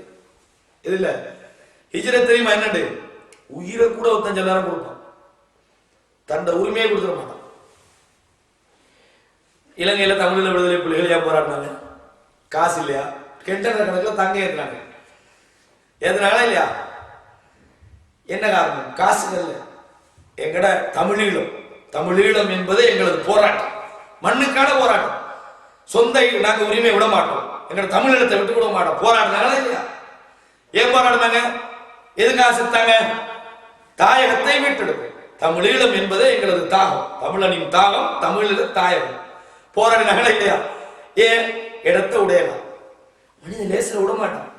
ஆனால் ஒரு மூமின் தேவை ஏற்பட்டால் தந்தையை இழக்கத்தை தயாராக, தேவை ஏற்பட்டால் புள்ளை இழக்க தயாராகும், தேவை ஏற்பட்டால் வீடுகள் இழக்க தயாராகும், தேவை ஏற்பட்டால் எதையும் வளர்க்க தயாராகும். எதை வேண்டாலும் நாங்கள் இழப்போம். யாருக்கு? ஒரு மூமின். இந்த இழப்புக்கு ஹிஜ்ரத் என்று சொல்லப்படும். இந்த இழப்புக்கு ஹிஜ்ரத் என்று சொல்லப்படும். எதை வேண்டாலும் நாங்கள் இழப்போம். இந்த மனநிலை சரியா உருவாக்கப்பட்டா தான் என்ன போனாலும் எங்களுக்கு கவலை. இஸ்லாமிய வரலாற்றிலே நடந்த ஹிஜ்ரத் உங்களுக்கு தெரியும். மக்காவிலே ரசூலுல்லாஹி ஸல்லல்லாஹு அலைஹி வஸல்லம் அவர்களுடைய இஸ்லாமிய பிரச்சாரம் நடந்து கொண்டிருக்கிறது. இந்த ஹிஜ்ரத்தை நாங்கள் ரெண்டு வகையா பிரிக்கிறோம். ஒன்று, கண்டிப்பா முஸ்லிம்கள் செய்ய வேண்டிய ஹிஜ்ரத் ஒன்று இருக்கு, அது ஒன்று. இன்னொன்று, தேவை ஏற்படுகிற போது தங்களது மார்க்கத்தை காப்பாற்றிக் கொள்வதற்காக ஒரு இடத்திலிருந்து இன்னும் ஒரு இடத்துக்கு நகர்கிற ஹிஜ்ரத். இந்த ரெண்டு இருக்கு. அது எப்படி வித்தியாசம், எப்படி வழங்கிக் கொள்வதுன்னு நீங்க நினைக்கலாம். உங்களுக்கு தெரியும், மக்காவிலே ரசூலுல்லாஹி ஸல்லல்லாஹு அலைஹி வஸல்லம் அவர்களுடைய போராட்டம் நடந்து கொண்டிருக்கிறது. அந்த நேரத்தில் கிட்டத்தட்ட 5 வருஷம் போயிற்று. ரசூலுல்லாஹுடைய பிரச்சாரம் ஆரம்பிச்சு ஒரு 5 வருஷம் கடுமையான சோதனை, பயங்கரமான சோதனை. ரசூலுல்லாஹி ஸல்லல்லாஹு அலைஹி வஸல்லம் தோழர்களை சொல்றாங்க, இங்க வாழ முடியலன்னா ஹபஷான்னு ஒரு இடம் இருக்குது, எத்தியோப்பியா, அபிசீனியாவுக்கு போங்க. அங்க ஒரு மன்னர் இருக்கிறார், அவர் நேர்மையான நல்ல ஆள். நீங்க போனீங்கன்னா உங்களோட மார்க்கத்தை ஃபாலோ பண்றதுக்கு எந்த டிஸ்டர்பும் பண்ண மாட்டார், நீங்க போங்கன்னு நபித்தோழர்கள் கொஞ்சம் பேர் போறாங்க. அதுல இருந்து ஜாபர் இப்னு அபீ தாலிப் போறாங்க, உஸ்மான் அவங்க போறாங்க, அவங்களோட மகள் போறாங்க. இப்படி நிறைய பேர் அந்த ஹிஜ்ரத்துல போறாங்க. கிட்டத்தட்ட நபித்துவத்தோட 5வது வருஷம் எங்க போறாங்க? அபிசீனியாவுக்கு போறாங்க. இஸ்லாமிய நாடா இல்லை. இங்கே விட இஸ்லாத்தை பின்பற்றுறதுக்கு அங்க ஒரு பிரச்சனை இருக்காது. நஜ்ஜாசி இருக்கிறார், அவர் மார்க்கத்துக்கு எதிரானவர்கள் இல்லை, சார்பானவர்கள் இல்லை. அந்த நேரத்தில் அனுப்பின நேரத்தில் ஒரு நேர்மையான ஒரு மனுஷன். காலப்போக்கில் அவர் இஸ்லாத்துக்கு வந்தார். அதை ரசூலுல்லாஹி ஸல்லல்லாஹு அலைஹி வஸல்லம் அவங்களுக்கு அறிவிக்கப்பட்டதுலாம் நஜ்ஜாசின்னா ஒரு ஆண்ட பேர் இல்லை, அந்த அபிசீனியாவில் வரக்கூடிய மன்னர்கள் பரம்பரைக்கு பேர் ஃபிரௌன். ஃபிரௌன் என்பது ஒருத்தண்ட பேர் அல்ல, இந்த பரம்பரையில் வரக்கூடிய ஒருத்தருக்கும் ஒரு பேர் வரும். அப்ப இந்த நஜ்ஜாசி அந்த குறிப்பிட்ட மன்னர் இருக்கிற காலத்தில் சொல்ல அனுப்புறாங்க. அந்த ஒரு 5-6 மாசம் இருந்தாங்க. இருந்து விட்டு அவங்களுக்கு கேள்விப்படுது மக்களை மறுபடியும் நல்லா இருக்கிறாங்க, பிரச்சனை இல்லாம பின்பற்றலாம். மறுபடியும் வந்தாங்க, மறுபடியும் பிரச்சனை, பேத்து மரா வந்தாங்க. ஹிஜ்ரத்து போரா வரக்கூடாது, அந்த கடமையான ஹிஜ்ரத் இருக்கு. உதாரணம், மக்கால இருந்து சொல்ல மதீனாவுக்கு போனாங்க தோழர்களோட, திரும்பி வரக்கூடாது. வரக்கூடாதுன்னு சும்மா இல்ல, சாத் இப்னு அபீ வக்காஸ் ரலியல்லாஹு அன்ஹு மக்கால நோய்வாய்ப்படுறாங்க, அல்லாஹ்வுடைய தூதர் பார்க்க போறாங்க. அது நிறைய சம்பவங்கள் நடக்குது. கேட்கிறாங்க, நான் பிற்படுத்தப்பட்டுருவேனா, நாங்க மூத்தா போயிருவேனா, ஏன்னா ஹிஜ்ரத் வந்தா மறுபடியும் ஊருக்கு வரக்கூடாது. ரசூலுல்லாஹி ஸல்லல்லாஹு அலைஹி வஸல்லம் மக்கால இருந்து மதீனாவுக்கு போனாங்க, 2-3 முறை வந்துக்கிறாங்க. அல்ல ஒரு 5 முறை நினைக்கிறேன். உம்ராவுக்கு 2-3 முறை வந்துக்கிறாங்க, 4 முறை. அதே மாதிரி மக்கா வெற்றியில ஒரு முறை. இந்த மாதிரி ஒரு 4-5 முறை தான் வந்துக்கிறாங்க. இறுதி ஹஜ்ஜுக்கு ஒரு முறை, நான் நினைக்கிறேன் கிட்டத்தட்ட ஒரு 6 முறை. புள்ள யாரு? ஜைனப் தான் இருக்கிறாங்க மக்கால. உங்களுக்கு தெரியும் அந்த சம்பவம். ஜைனப் எப்ப போறாங்க? பத்ர் யுத்தம் முடிஞ்சு உஹது யுத்தத்துக்கிட்ட தான் போறாங்க. அது வரைக்கும் ரசூலுல்லாஹ் வரல. பார்க்க புள்ளைய பார்க்க வந்திக்கு வந்தானே, ரொம்ப நாளைக்கு தான் போறாங்க. அப்ப இந்த நிலையில அந்த ஹிஜ்ரத் திரும்பி வரலாது. ஹிஜ்ரத்னா ஹிஜ்ரத் தான், மறுபடி என்ன வெற்றி கொள்ளப்பட்டாலும் வரையல. இந்த அபிசீனியாவுடைய ஹிஜ்ரத் எப்படின்னா, இங்க முடியல, அங்க போய் கொஞ்சம் மார்க்கத்தை ஃபாலோ பண்ணுவோம். இது இன்னைக்கு வரும். ஒரு ஊர்ல நீங்க இருக்கிறீங்கன்னு வைங்களேன், குர்ஆன் சொன்னா பின்பற்ற முடியல, பள்ளியில போய் தொழுது அடிக்க வராங்க, அல்லது உங்களுக்கு மார்க்கத்தை சரியா பின்பற்ற முடியல, நிறைய பிரச்சனை ஆகிடுது. இதை விட இன்னொரு இடத்துக்கு போனா என்ன செய்யலாம்? இஸ்லாத்தை நல்லா பின்பற்றலாம், மார்க்கத்தை சரியா ஃபாலோ பண்ணலாம்னு நினைக்கிறீங்க. நீங்க உண்மையா அந்த இடத்துல உங்களுக்கு எந்த பிரச்சனையும் இல்லை, பொருளாதாரம் இருக்கிறது, சொத்து இருக்குது, எல்லாமே இருக்குது, தொழில் இருக்குது, வீடு இருக்குது, வாசல் இருக்குது, எல்லாம் இருக்குது. ஆனால் மார்க்கத்துக்காக நீங்க ஒரு இடத்தை தெரிவு செய்றீங்கன்னா இதை ஹிஜ்ரத்னு சொல்லு. எந்த ஹிஜ்ரத்? அந்த கடமையான ஹிஜ்ரத்னு சொல்லலாது. இது நிறைய நடந்திருக்கு. லூத் அலைஹிஸ்ஸலாம் சொல்றாங்க, இன்னி முஹாஜிருன் இலல்லாஹ், நான் எல்லாத்தையும் வெறுத்து போட்டு அல்லாஹ்வை நோக்கி போறேன். என்னது? அதே மாதிரி இப்ராஹிம் அலைஹிஸ்ஸலாம் பிரச்சாரம் பண்ணும்போது நான் தந்தை என்ன சொல்றாரு? இப்ராஹிம் அலைஹிஸ்ஸலாம் வாப்பா ஃபஜ்ஜுர்னி மலியா, எங்கனால போயிரு, இருக்காதுங்க. அப்ப இந்த மாதிரியான ஹிஜ்ரத்துகள் நபிமார்களுடைய வாழ்க்கையிலையும் அப்பப்ப நடந்திருக்கிறது. இந்த இந்த ஹிஜ்ரத் வேற. அபிசீனியாவுக்கு போறாங்க, தொல்லை தாங்க முடியல, சரியான தொல்லை. ரசூலுல்லாஹி ஸல்லல்லாஹு அலைஹி வஸல்லம் அவர்கள் எவ்வளவு துன்பம் வந்தும் கூட எதிர்த்து நின்று சமுதாயத்தோட போராடி நிற்கிறாங்க. நிற்கவுமே போத்தாங்க நின்று போராடையில ஒரு முறை ரசூலுல்லாஹி ஸல்லல்லாஹு அலைஹி வஸல்லம் அவங்க பிரபல்யமான ஹதீஸ், அந்த காபாவுடைய நிழல்ல சாஞ்சி நிற்கும் போது ஹப்பாப் பின் அரத் போறாங்க. அல்லாஹ்வுடைய தூதரே எங்களுக்காக துஆ செய்ய மாட்டீங்களா, எங்களுக்காக நீங்க அல்லாஹ்விடத்துல கேட்க மாட்டீங்களான்னு ஹப்பாப் பின் அரத் கேட்கறாங்க. ரசூலுல்லாஹ் சொன்னாங்க, என்ன நினைச்சிட்டு இருக்கீங்க, உங்களுக்கு முன்னால என்ன நடந்தது தெரியுமா, உங்களுக்கு முன்னால வாழ்ந்தவர்களுக்கு நடந்ததெல்லாம் தெரியுமா? ஒருத்தர் இஸ்லாத்தை ஏற்றுக்கிறதுக்காக குழியை தோண்டி அவனை இடுப்பு மட்டும் பதிச்சு ரெண்டா வெட்டிக்கிறாங்க, மார்க்கத்துக்கு ஓடுனாங்களா? இல்லையே. அதே மாதிரி இரும்பு சிப்பால கடுமையான சித்திரவதைப்படுத்தினாங்க, மார்க்கத்துக்கு ஓடுனாங்களா? இல்லையே. வலாக்கின்னக்கும் தஸ்தாஜிலும், என்ன அவசரப்படுறீங்க? வல்லாஹி லா யுத்திம்மன்னல்லாஹு ஹாதல், அல்லாஹ் இந்த மார்க்கத்தை முழுமைப்படுத்துவார். ஹத்தா யஸீர ராகிப் மின் சன்ஆஇ ஹதரமௌத், சன்ஆவிலிருந்து ஹதரமௌத் வரையும் ஒரு பிரயாணி தனியே போவான். லா யஹாஃபு இல்லல்லாஹ், அல்லாஹ்வை தவிர யாரையும் பயப்பட மாட்டான். அவ இந்த மாதிரி ரசூலுல்லாஹ் ஹப்பாக்கு சொன்ன உடனே போகணும், இந்த பிம்பத்தில் போ, அப்படி போகணும்னு கடமை இல்லை. ஒரு ஆளுக்கு முடியலைன்னா போறது வேற விஷயம், அப்படிதான் போனாங்க. இப்படி ஒரு ஹிஜ்ரத் 2 முறை அபிசீனியாவுக்கு போய்க்கிறாங்க. எனவே இந்த மாதிரியான ஹிஜ்ரத்து யதார்த்தமாக இப்போ இருக்கிறது. இப்ப நம்ம நாட்டிலையும் சில ஊர்கள்ல மார்க்கத்தை பின்பற்ற ஊராங்களே இல்லை, எதிர்த்து போராடினாலும் நல்லது. ஒரு ஆள் பரவாயில்லை இந்த ஊர்ல இருக்கக்கூடாது அப்படின்னு போறீங்க, பெய்த்து கொஞ்ச நாளைக்கு போற யோசிக்கிறீங்க, நமக்கு வேற ஊர்லாம் சரி வரா, மறுபடியும் இங்க போகும் அப்படி நினைச்சா தப்பும் இல்லை. ஆனால் கடுமையான ஹிஜ்ரத் இருக்கு. ஒரு இஸ்லாமிய அரசாங்கம், ஒரு இஸ்லாமிய ஆட்சி உருவாகி ஒரு நாட்டில் நாங்கள் இந்த நாட்டை விட்டு அந்த நாட்டுக்கு போயிட்டோம், மறுபடியும் வரக்கூடாது. இந்த நாட்டில் வெற்றி கொள்ளப்பட்ட வரக்கூடாது. மக்கா வெற்றி கொள்ளப்பட்ட பிறகு கூட சஹாபாக்கள் மக்கால வந்து வாழல, போன வரையில. அதனாலதான் சாது பின் அபீ வக்காஸ் சொன்னாங்க, நாங்க மூத்தா போயிடணும்னு பயந்தாங்க. ஏன்னா வரக்கூடாது, இங்க மூத்தா போனா இந்த ஹிஜ்ரத் இல்லாம போயிடணும் சொல்றதுனால பயப்படாதீங்க, உங்களோட எண்ணத்துக்கு கூலி இருக்கு, நீங்க இங்க இருக்க வரலையே நீங்க. கடைசி அங்கதான் மூத்தா போன மக்கள் சொன்னாங்க, உங்களை கொண்டு சிலவர் நன்மை அடைவாங்க, சிலவர் தீங்கு அடைவாங்க. இது முக்கியமா நீங்க விலகிக் கொள்ளணும். இந்த ஹிஜ்ரத் என்பது போன இடத்துக்கே ரிட்டர்ன் வரையும், இது ஒரு வகையான ஹிஜ்ரத், இது தெளிவா தெரிஞ்சு கொள்ளணும். சரி, இன்னொரு விஷயம் இருக்கிறது. இந்த ஹிஜ்ரத்தை பொறுத்த வரைக்கும் ஹிஜ்ரத் என்பதற்கு ஒரு பின்னணி. ரசூலுல்லாஹி ஸல்லல்லாஹு அலைஹி வஸல்லம் மதீனாவுக்கு போனாங்க. சில ஆளுக்கு சொல்றாங்க என்னன்னா, ரசூலுல்லாஹ் வந்து மதீனா சாம்ராஜ்யத்தை நோக்கி பெரிய பிளான் பண்ணி ஆட்சியை உருவாக்குறதுக்கு திட்டம் போட்டுதான் மதீனாவுக்கு போய் ஹிஜ்ரத்தின் பிறகுதான் இஸ்லாமிய மறுமலர்ச்சி. ஹிஜ்ரத்துக்கு போற இஸ்லாமிய மறுமலர்ச்சி வந்த இடத்துல சந்தேகம் இல்லை. ஆட்சியை பொறுத்த வரைக்கும் நாங்களா பிளான் பண்ணி எடுக்க, ஈஜிப்ட்ல எடுத்தாங்க தானே 2 ஆட்சி, அல்லாஹ் தந்தாதான் நிற்கும். யார் ஈமான் கொண்டு நல்லவங்க செய்யறாங்களோ, உங்களுக்கு முன்னால உள்ளவங்களுக்கு ஆட்சி கொடுத்த மாதிரி நாங்க தரோம்னா, நாங்களா இருக்கிற ஆட்சி நிக்காது, 1 வருஷம் நிக்கல, அல்லாஹ் தரணும். அதான் அல்லாஹ் தந்தா நாடிய காலம் வரைக்கும் அந்த ஆட்சி நிலைச்சு நிற்கும். அப்ப ஆட்சிக்காக போராடுவதற்காகத்தான் ஹிஜ்ரத் பண்ணினாங்க. ஆட்சியை நிலைநிறுத்துவதற்கு ரசூலுல்லாஹ் பண்ணிய மிகப்பெரிய ஒரு திட்டம். எந்த பிளான் ரசூலுல்லாஹ் பண்ணிக்கல, நாங்கள் இத்தனாம் தேதி நாங்கள் ஹிஜ்ரத் பண்ண போறோம், இத்தனாம் தேதி பத்ர் யுத்தம் நடத்த போறோம், இத்தனாம் தேதி உஹத் யுத்தம் நடத்த போறோம், அப்படி பிளான் பண்ணி இந்த ஆட்சி பேசுற கூட்டம் அப்படிதான் சொல்லிக்கிறாங்க. அப்படியெல்லாம் நடக்கல. ரசூலுல்லாஹி ஸல்லல்லாஹு அலைஹி வஸல்லம் அவர்கள் மக்காவை விரும்பினார்கள். நீங்க நினைச்சிருக்கீங்களா மக்கால இருந்து மதீனாவுக்கு போறது திட்டம் போட்டு போய் விரும்பி? மக்கா அந்த அளவுக்கு வெறுக்கிறதுக்கு ஏன் புனிதம் இல்லாத நம்ம மக்காவுக்கு? மக்கா என்பது அன்னைக்கு இருந்த இடங்கள்ல அரபுலகத்துல மிக பொருத்தமான ஒரு பூமி வாழ்றதுக்கு. வியாபார ரீதியாக மக்காவுக்கும் சிரியாவுக்கும் இடையில, மக்காவுக்கும் யமனுக்கு இடையில நல்ல வியாபாரம் நடந்தது. இன்னும் சொல்லணும்னா மக்காவில் வாழ்ந்த நிறைய பேர் பெரிய வியாபாரிகள். மதீனால போய் வியாபாரம் எல்லாம் பண்ணல, அங்க விவசாயம் தான். ஒரு சின்ன ஒரு கடை தெரிவிந்தது. மக்கால வாழ்ந்த யாருக்குமே மதீனாவோட வியாபார தொடர்பெல்லாம் இருக்கிறது. அதனாலதான் அப்துல் ரஹ்மான் இப்னு அவுஃப் கேட்கிறாங்க அபூ தர்தாட்ட, எனக்கு வியாபாரத்தை காசுங்க, கடத்தல் எங்க இருக்குது? அப்துல் ரஹ்மான் இப்னு அவுஃப் பெரிய வியாபாரி, கடத்தல் தெரியல மதீனால எங்க இருக்குது. அந்த அளவுக்கு தான் மதீனாவுடைய தொடர்பு. அப்ப மதீனாவோட சஹாபாக்கள் விரும்பி இருந்தாங்களா? அன்றைக்கு சிரியாவுக்கு போச்சு இருந்தாலும் போய்ப்பாங்க, அங்க வியாபாரம் நல்ல. யமனுக்கு போச்சுன்னா போய்ப்பாங்க, வியாபாரம் நல்ல. மக்கா விருப்பம் இல்லை அவங்களுக்கு இந்த மதீனா. ரசூலுல்லாஹி ஸல்லல்லாஹு அலைஹி வஸல்லம் அவர்கள் மக்காவை மிக கடுமையாக நேசித்தார்கள். எந்த அளவுக்கு சொன்னா சொல்றாங்க, மக்காவே நீ எனக்கு விருப்பமான ஒரு இடம், மா அத்திய பக்கமின் பலது, எவ்வளவு சிறந்த ஊர் சொல்றாங்க, எவ்வளவு சிறந்த ஊர், என் மீது எனக்கு எவ்வளவு விருப்பமான ஒரு ஊர்.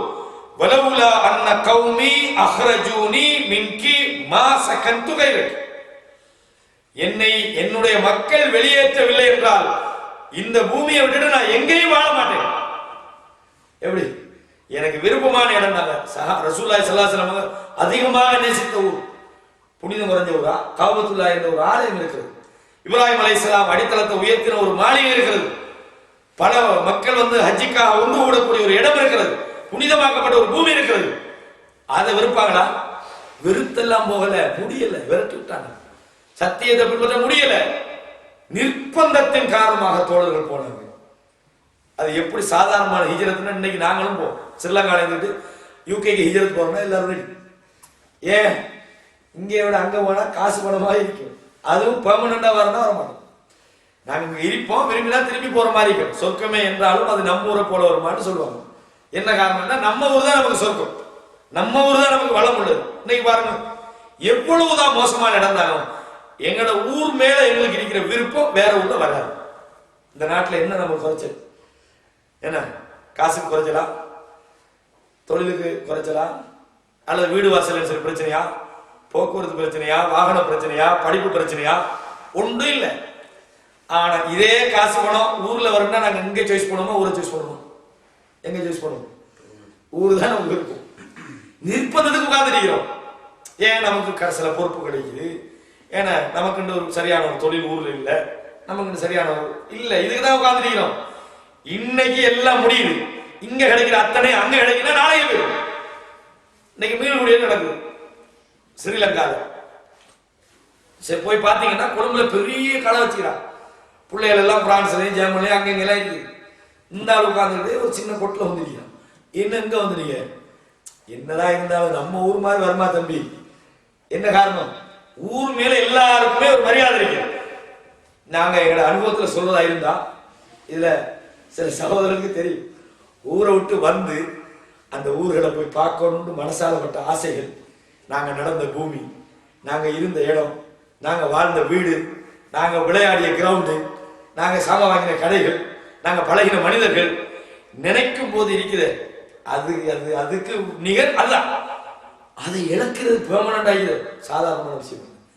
ரசூலுல்லாஹி ஸல்லல்லாஹு அலைஹி வஸல்லம் இழந்தாங்கன்னா மதீனாவை விரும்பி போகல, அல்லாஹ் கொண்டு விரும்பினாங்க. ஏன் வாழ்றதுக்கு ஒரு நல்ல ஒரு பூகம்ப பூமி வருது மதீனா. உங்களுக்கு தெரியும் ஹர்ரான் கிழமை கல்லுகள் நிறைஞ்ச இடம். மதீனாவுக்கு போனவங்களுக்கு தெரியும் மக்கா மதீனா ரோட்டை எப்படி பார்க்கறதுக்கு. உண்மையிலே சொல்ல போனா அல்லாஹ் விரும்பினவனுக்கு மட்டும்தான் அந்த இடம் ஆசையாகும். இதெல்லாம் ரசூலா நடந்த பூமி, அதுக்கு தான் விரும்புறமே தவிர அழகாய்க்கிறான் அந்த இடம். மதீனா ரோட் நல்லா இல்லை, பார்க்கறதுக்கு பசந்தா இல்லை. ஏன் விரும்புறோம்? இந்த ரோட்டால தானே ரசூலா நடந்து வந்தாங்க, அதுக்கு தான் விரும்புறோம். அல்லாஹ் ரசூலுக்கு தான் விரும்புறோம். அப்ப ஒரு மூமின் இந்த நேசம் சரியாக இருந்தா எது தன்னை விட்டு போனாலும் கவலை இல்லை. ரசூலுல்லாஹி ஸல்லல்லாஹு அலைஹி வஸல்லம் ஹிஜ்ரத் பண்ணினாங்கடா, சஹாபாக்கள் விரும்பினாங்களா? நீங்கன்னா போன உடனே நோய், எல்லாருக்கும் நோய் முடிச்சு போச்சு. ரசூலுல்லாஹி ஸல்லல்லாஹு அலைஹி வஸல்லம் துஆ கேக்குறாங்க, அல்லாஹும்ம ஹப்பிப் இலைனல் மதீனா கமா ஹப்பப்த இலைனல் மக்கா. எப்படி எங்களுக்கு மக்கா விருப்பமாக இருக்கிறதோ அது மாதிரி மதீனாவை விருப்பமாக்கு. அதுல கருத்து என்ன? உள்ளத்தால அந்த ஊர் விருப்பம் இல்லை, அல்லாஹ்வுக்காக விருப்பமாக்கிட்டாங்க மதீனாவை. அல்லாஹ் எங்களுக்கு இந்த ஊரை விருப்பமாக்கி, அல்லாஹ் நாங்க இது வாக்கிறோம், அல்லாஹ் ஸ்ரீலங்கா எங்களுக்கு விருப்பமாக இந்த நாட்டையும் விருப்பமாக்கு. ஏன்னா உள்ளத்தால எங்களுக்கு விருப்பம் இல்லை, ஏதோ ஒரு நிர்பந்தம் எங்களுக்கு வேற ஊரோடு வச்சு, அதுதான் பிரச்சனை. அப்ப இதை பெர்மனண்டா இழக்கிறன்ற சாதாரணமான விஷயம் அல்ல. என்னத்தை இழந்தாங்க மக்கள்? இருந்து வீடு வாசல்கள் இழந்தாங்க, சொத்துக்கள் இழந்தாங்க. சுஹைபுர் ரூமி அவர் ரோம் பிரதேசத்தை சார்ந்தவர், மக்காவில் வந்து இருந்தார், பெரிய செல்வந்தர். கடைசியாக இவர் ஹிஜ்ரத் பண்ண போறார், மறைச்சிக்கிட்டாங்க. சுஹைபே, எங்களோட ஊருக்கு வரும்போது நீ செல்வம் இல்லாம வந்தவனுக்கு உன்னை நாங்க விட மாட்டோம். சுஹைபுர் ரூமி அம்புகள் எடுக்கிறார், கிட்ட வந்துறாங்க. கிட்ட வந்துறாங்க, உங்களுக்கு என்ன வேணும்? என் சொத்துக்கள், என் பொருளாதாரம் எல்லாத்தையும் எடுக்கணும். என்னது? எல்லாத்தையும் எடுங்கட்டாங்க. ரசூலுல்லாஹி ஸல்லல்லாஹு அலைஹி வஸல்லம் சுஹைபுர் ரூமிக்கு என்ன சொன்னாங்க?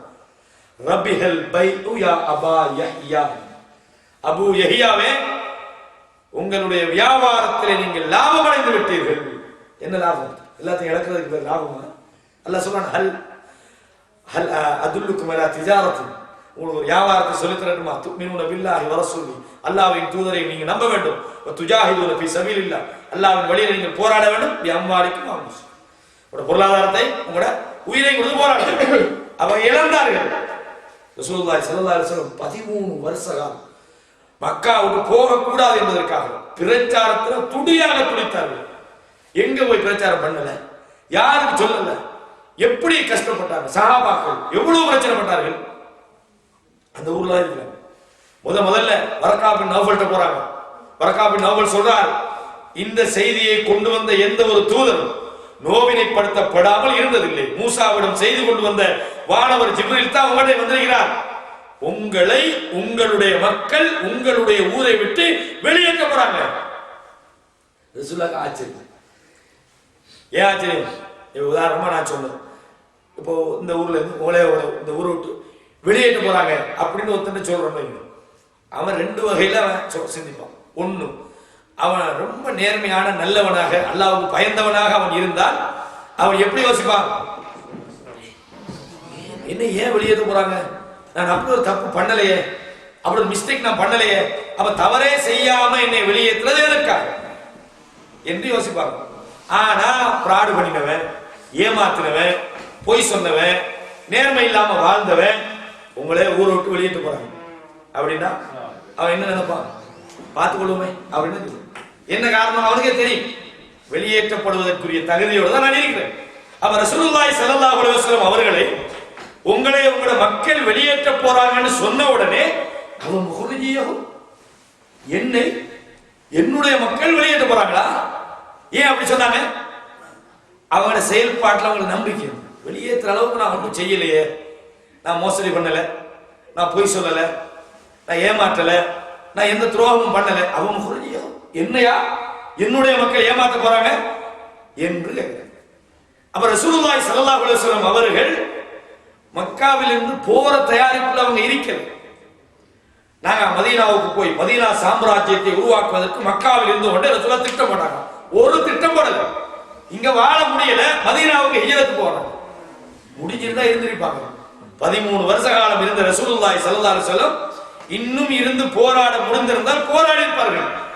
அப்ப அல்லாஹ்வுடைய அனுமதியும் கிடைச்சு போச்சு, மதீனாவுக்கு போச்சு. அப்ப இந்த ஹிஜ்ரத் இருக்கிறது. இந்த ஹிஜ்ரத்துக்கு பின்னால திடீர்னு ரசூலுல்லாஹ் போகல. நீங்க நினைக்கலாம் திடீர்னு ரசூலுல்லாஹ் போனாங்க, அப்படி போகல. கடைசி அந்த 13வது 10 வருஷத்துக்கு போற ரசூலுல்லாஹ்வுக்கு பிரச்சனைகள் ஆரம்பிக்கும். எப்படியான பிரச்சனை? அபூ தாலிப் மூத்தாயிட்டாங்க, ரசூலுல்லாஹ்வுக்கு பாதுகாப்பா இருந்தவர். ஹதீஜா மூத்தாயிட்டாங்க, உறுதுணையாக இருந்த மனைவி. இப்ப பின்னுக்கு இந்த துன்பங்கள் எல்லாம் தொடருது. இந்த மௌத்துக்கு பிறகு ரசூலுல்லாஹ்வுக்கு நெருக்கடி கூடி முடியல. தாய்வுக்கு போறாங்க, அங்கேயும் தோல்வி வந்தாச்சு. இப்ப என்ன செய்யறது? கடைசியா முடிவெடுக்கிறாங்க. இந்த ஹஜ்ஜி காலத்துல, அந்த காலத்துல ஹஜ்ஜிக்கு வருவாங்க. அந்த காலத்துல உள்ள ஹஜ்ஜி தெரியும், நிர்வாணமா கௌபத்துல சுத்துறது, இந்த மாதிரி ஐயாமுல் ஜாஹிலியா உள்ள ஹஜ்ஜி. அந்த ஹஜ்ஜிக்கு வந்து மினால தங்குவாங்க. ரசூலுல்லாஹி ஸல்லல்லாஹு அலைஹி வஸல்லம் அவர்களும் அபூபக்கரும் ரலியல்லாஹு அன்ஹு அலி பின் அபி தாலிப் இந்த 3 பேரும் போறாங்க. போய் மினால உள்ள கூடாரங்களை போய் அந்த மக்கள்கிட்ட சத்தியத்தை சொல்றாங்க. என்னை இந்த மக்கள் ஏற்றுக்கொள்றாங்கல்ல, நீங்களா ஏற்றுக்கொள்ளுங்க, எனக்கு உதவி செய்யுங்க, என்னையோட ஊருக்கு கூட்டி போங்கன்ற மாதிரி பிரச்சாரம் பண்றாங்க. இப்படி பிரச்சாரம் பண்ணுகிற போது மதீனாவை சேர்ந்த சில வாலிபர்கள் ரசூலுல்லாஹ் மினால தங்க காண்றாங்க. இந்த வாலிபர்கள் பார்க்கறாங்க, என்னன்னா, ஓஹோ நம்ம ஊர்ல யூதர்கள் இப்படி ஒரு நபி வருவார்னு சொல்லி இருக்கிறாங்க, அந்த நபி தான் போல இவரு. யூதர்கள் எதிர்பார்த்திருக்கிறாங்க நபியை. எப்படி எதிர்பார்க்கிறாங்க தெரியுமா? அவங்கள சந்ததியிலிருந்து வருவாங்க. மக்கால வாழ்ந்தவர்களும் யூதர்களுக்கு குடும்பத்தால இப்ராஹிம் அலைஹிஸ்ஸலாத்து வழியில சொந்தம் தான். ஏன்னா இப்ராஹிம் அலைஹிஸ்ஸலாத்து பத்த மனைவி தானே, ஹாஜரா தானே. ஆனா இவங்களை கணக்கெடுக்கிறாங்க. யாரு? இந்த மக்கால வாழ்ந்த அரபி பரம்பரை, இப்ராஹிம் அலைஹிஸ்ஸலாத்து 2ஆம் பரம்பரையை கணக்கெடுக்கிறது. இவங்க சொன்னாங்க, இவங்களெல்லாம் எங்களுக்கு சரி வரும். ஏன்? எங்களோட ஒரிஜினல் பரம்பரை இவங்க எங்களோட வாப்பாட அடிமை பெண்ணுக்கு பிறந்தவங்க. அதனால லைசபில் உம்மியின சபீலா, எழுத படிக்க தெரியாத மக்கள்கிட்ட எங்களுக்கு எந்த தேவையும் இல்லை. நபி வாரதாக இதுல வர மாட்டாங்க. எங்கட உண்மையான ஒரிஜினல் பரம்பரை யாரு?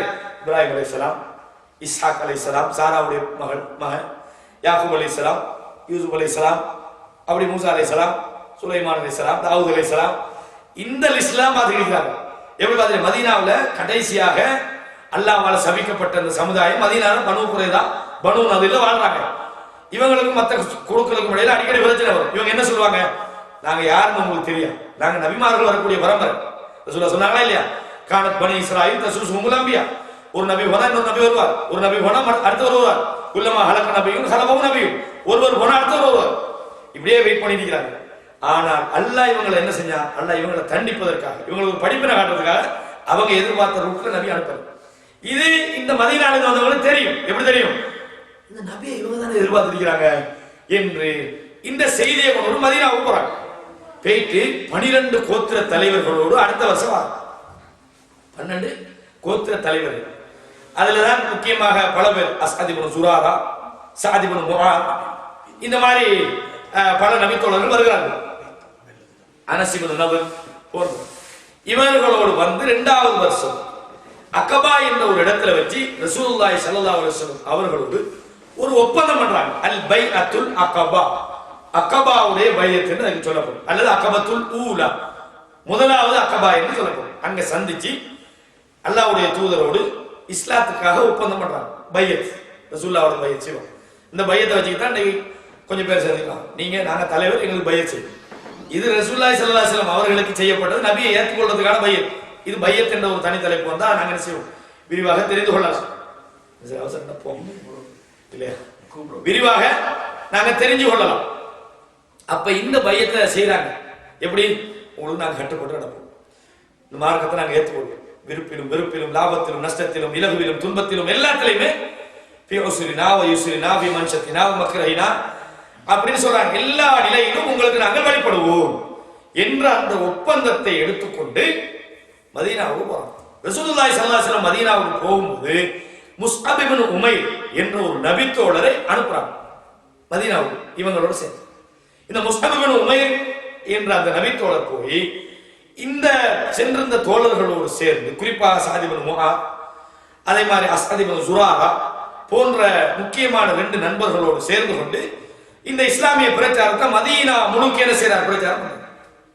இப்ப மதீனால உள்ள முக்கியஸ்தர்கள் நினைக்கிறாங்க, இதுக்கு பிறகு ரசூலுல்லாஹ்வை நாங்க மக்கால விடக்கூடாது, நாங்க என்ன செய்வோம், மதீனாவுக்கு அழைத்து வருவோம் என்ற அடிப்படையில் 2வது முறை வராங்க. இது ஹிஜ்ரி, அதாவது நபித்துவத்தினுடைய 13ஆம் வருஷம், கடைசி லாஸ்ட் இயர். அந்த ஹஜ்ஜில அதே மாதிரியான ஒரு சந்திப்பு. கிட்டத்தட்ட 70 சொச்சம் பேர், 73 5 பல மாதிரி வருது, 73 வருது. முக்கியமான சில அறிவிப்புகள் 73 பேர் வராங்க. அதுல 2 பெண்கள். இந்த 3 பேர் வந்து அகபா என்ற இடத்துல வச்சு ரசூலுல்லாஹி ஸல்லல்லாஹு அலைஹி வஸல்லம் அவர்களோடு சந்தித்து உடன்படிக்கை செய்கிறார்கள். இந்த உடன்படிக்கையில மக்காவில இருந்து ரசூலுல்லாஹும் இருக்கிறாங்க. அதே மாதிரி அப்பாஸ் ரலியல்லாஹு அந்த நேரத்தில் ஒரு இஸ்லாத்துக்கு வரவும் இல்லை. அப்பாஸ் ரலியல்லாஹு அன்ஹு செய்றாங்க, இந்த ஒப்பந்தத்தில் கலந்து கொள்றாங்க. அவர் முஸ்லிம் அல்ல, கலந்து கொண்டு ரசூலுல்லாஹ்வை மதீனாவுக்கு அழைத்து செல்வதற்கு, இந்த ஹிஜ்ரத்தினுடைய முதல் கட்டம் அழைத்து செல்வதற்கான இந்த பேச்சுவார்த்தைகள் நடந்து கொண்டிருக்கு. அப்ப ரசூலுல்லாஹி ஸல்லல்லாஹு அலைஹி வஸல்லம் அவங்க கேட்கிறாங்க, நான் மதீனாவுக்கு வந்தா பலதரப்பட்ட பேச்சுவார்த்தைகள் நடக்குது. அது முஸ்னத் அஹ்மதுல இது சம்பந்தமான ஏராளமான ரிவாயத்தில் வருது. கேட்கிறாங்க, நீங்க கட்டுப்பட்டு நடப்பீங்களா, வெறுப்பு இந்த மாதிரி பையத் செய்யறாங்க. என்னது, ஏன் மதீனாவுக்கு கூட்டி போகணும், ரசூலுல்லாஹி ஸல்லல்லாஹு அலைஹி வஸல்லம் லேசில போகல, இந்த மக்களை நம்பி கொண்டு போய் கைவிட்டாங்கடா. அப்ப சரியான உறுதிப்பாட்டை வாங்குறாங்க, நான் மதீனாவுக்கு வந்தால் உங்களுடைய பொருளாதாரத்துக்கு, உங்களுடைய பிள்ளைகளுக்கு, உங்களுடைய உயிர்களுக்கு தருகிற பாதுகாப்பை நீங்க என் விஷயத்துல தருவீங்களா? இதைத்தான் பதில் போர்க்களத்துல சொல்ல பயந்து. ஏன், பதில் என்பது மக்காவுக்கு வெளியே ஏற்கனவே ஒப்பந்தம் பண்ணிக்கிறாங்க, மதீனாவுக்குள்ள தான் உங்களை காப்பாற்றுவது. பதில் வெளியே, இவங்க காப்பாற்றுவாங்களா இல்லையான்னு தெரியாது. அதனால மசூரா பண்றாங்க. என்ன மசூரா சொல்லுங்க சொல்லுங்க சொல்லுங்க. என்ன காரணம், மதீனா வாசிகளை யுத்தம் பண்றதுக்கு சொல்லலாம். ஏன்னா அவங்களோட ஒப்பந்தம் உள்ளுக்குள்ளதான், வெளியே இல்லை. அப்ப இந்த ஒப்பந்தத்தை செய்யறாங்க. அக்கபா எவ்வளவு பயங்கரமானது தெரியுமா? அதாவது காபிபுன் மாலிக் என்ற ஒரு நபித்தோழர் சொல்றாரு, பதில் போர்க்களம் தான் மக்கள் மத்தியில புரவலியமா பேசப்பட்டது, ஆனா எனக்கு விருப்பமானது பதிலை விட இந்த அக்கபாவுடைய பயந்து பயந்து உசுருக்கு பயந்து பயங்கரமான போராட்டத்தில் யுத்தம் அந்த அந்த சந்திப்பு நடக்குது. அக்கபத்து சானியா அல்லது அக்கபத்துல் குப்ரா, பெரிய அக்கபா. இந்த அக்கபா, இந்த உடன்படிக்கைக்கு பிறகுதான் ஹிஜ்ரத்துக்கான ஏற்பாடுகளை ரசூலுல்லாஹி ஸல்லல்லாஹு அலைஹி வஸல்லம் செய்யறாங்க. அனுமதி வரல, அல்லாஹ்விடத்துல இருந்து அனுமதி வரல. இந்த இந்த காலப்பகுதிக்குள்ள இன்னும் ஒரு ஹிஜ்ரத்து ஒன்று நடக்குது. அது என்னன்னு கேட்டீங்கன்னா, அபூபக்கர் சித்திக் ரலியல்லாஹு அன்ஹு, இவங்க வந்து முக்கியமான ஒரு நபித்தோழர், மக்காவில் ஒரு ஃபேமஸான பிரபலியமான ஒரு பணக்காரர்கள் ஒருவர். 2வது சமூக சேவையில மக்கள் மத்தியில ஒரு பெரிய செல்வாக்குள்ள மனிதர். ஏன்னா இந்த மனிதரை, அல்லாஹ்வுடைய அந்த அபூபக்கர் சித்திக் ரலியல்லாஹு அன்ஹு அவர்களை மக்கள் என்ன செய்யறாங்க, ஊரை விட்டு வெளியேற்றுறாங்க. ஊரை விட்டு வெளியேற்றுனா இவங்களே முடிவெடுத்துட்டு போறாங்க, முடியல. நீ இந்த மாதிரி எல்லாம் செய்யறேன்னா அவங்களோட வேலை என்னடா குருவான வெளியில இருந்தா ஓதுவாங்க, சத்தம் போட்டு ஓதுவாங்க. சத்தம் போட்டு ஓதுன உடனே அங்க உள்ள பெண்கள் ஆண்கள் எல்லாம் ஏன்னா அவங்களுக்கு மொழி விளங்குனாங்க, காதை கொடுத்து கேட்கிறேன். இது காபிர்களுக்கு பெரிய தொல்லையா போச்சு. அபூபக்கர் நீங்க ஓதுறதா உள்ளுக்குள்ள ஓதுங்க, ஏன்னா அழுவுறது, அழுகை என்பது மனிதனுடைய அந்த உச்சகட்டமான உணர்வை வெளிப்படுத்தக்கூடிய ஒரு நடவடிக்கை, ஒரு செய்கை, ஒரு செயல். ஏன்னா ஒரு விஷயத்தை நீங்க போய் ஒரு ஆள்கிட்ட சும்மா சொல்லுங்க எடுபடாது, கத்தி பாருங்க உடனே எடுத்துக்கிறது. ஏன் அந்த அழுகுன்றது அப்படித்தான், மனிதனுடைய உணர்வை உச்சகட்டமாக வெளிப்படுத்தக்கூடிய ஒரு செயல் தான் மனிதனுடைய. அவ இந்த இதை கேட்ட உடனே உள்ளங்கள்லாம் மாறுறாங்க, பெண்கள் எல்லாம் கொஞ்சம் கொஞ்சமா ஈர்க்கப்படுறாங்க. இதுக்காக அபூபக்கர் சித்திக் அவங்களுக்கு பல பிரச்சனை. அவ இவர் ஒரு நாள் என்ன செய்யறாரு, நான் ஊரோடு போறேன்னு எனது ஊரோடு யமன் பக்கத்தை பார்க்க போறாரு. அப்ப இப்னு தகைனா என்ற ஒருவர் காண்றார். அபூபக்கரை நீங்க எங்க போறீங்க? இல்ல மக்கள் என்னை ஊர்ல இருந்து இருக்க விடுறாங்க, இல்ல நான் வேற எங்கேயா எல்லாம் வணங்க போறேன். இதுவும் ஹிஜ்ரத் தான். அப்ப போறாங்க. அப்ப இப்னு தகைனா சொல்றாரு, அபூபக்கரே உங்களை போன்றவர்கள் வெளியேறி போகவும் கூடாது, வெளியேற்றப்படவும் கூடாது.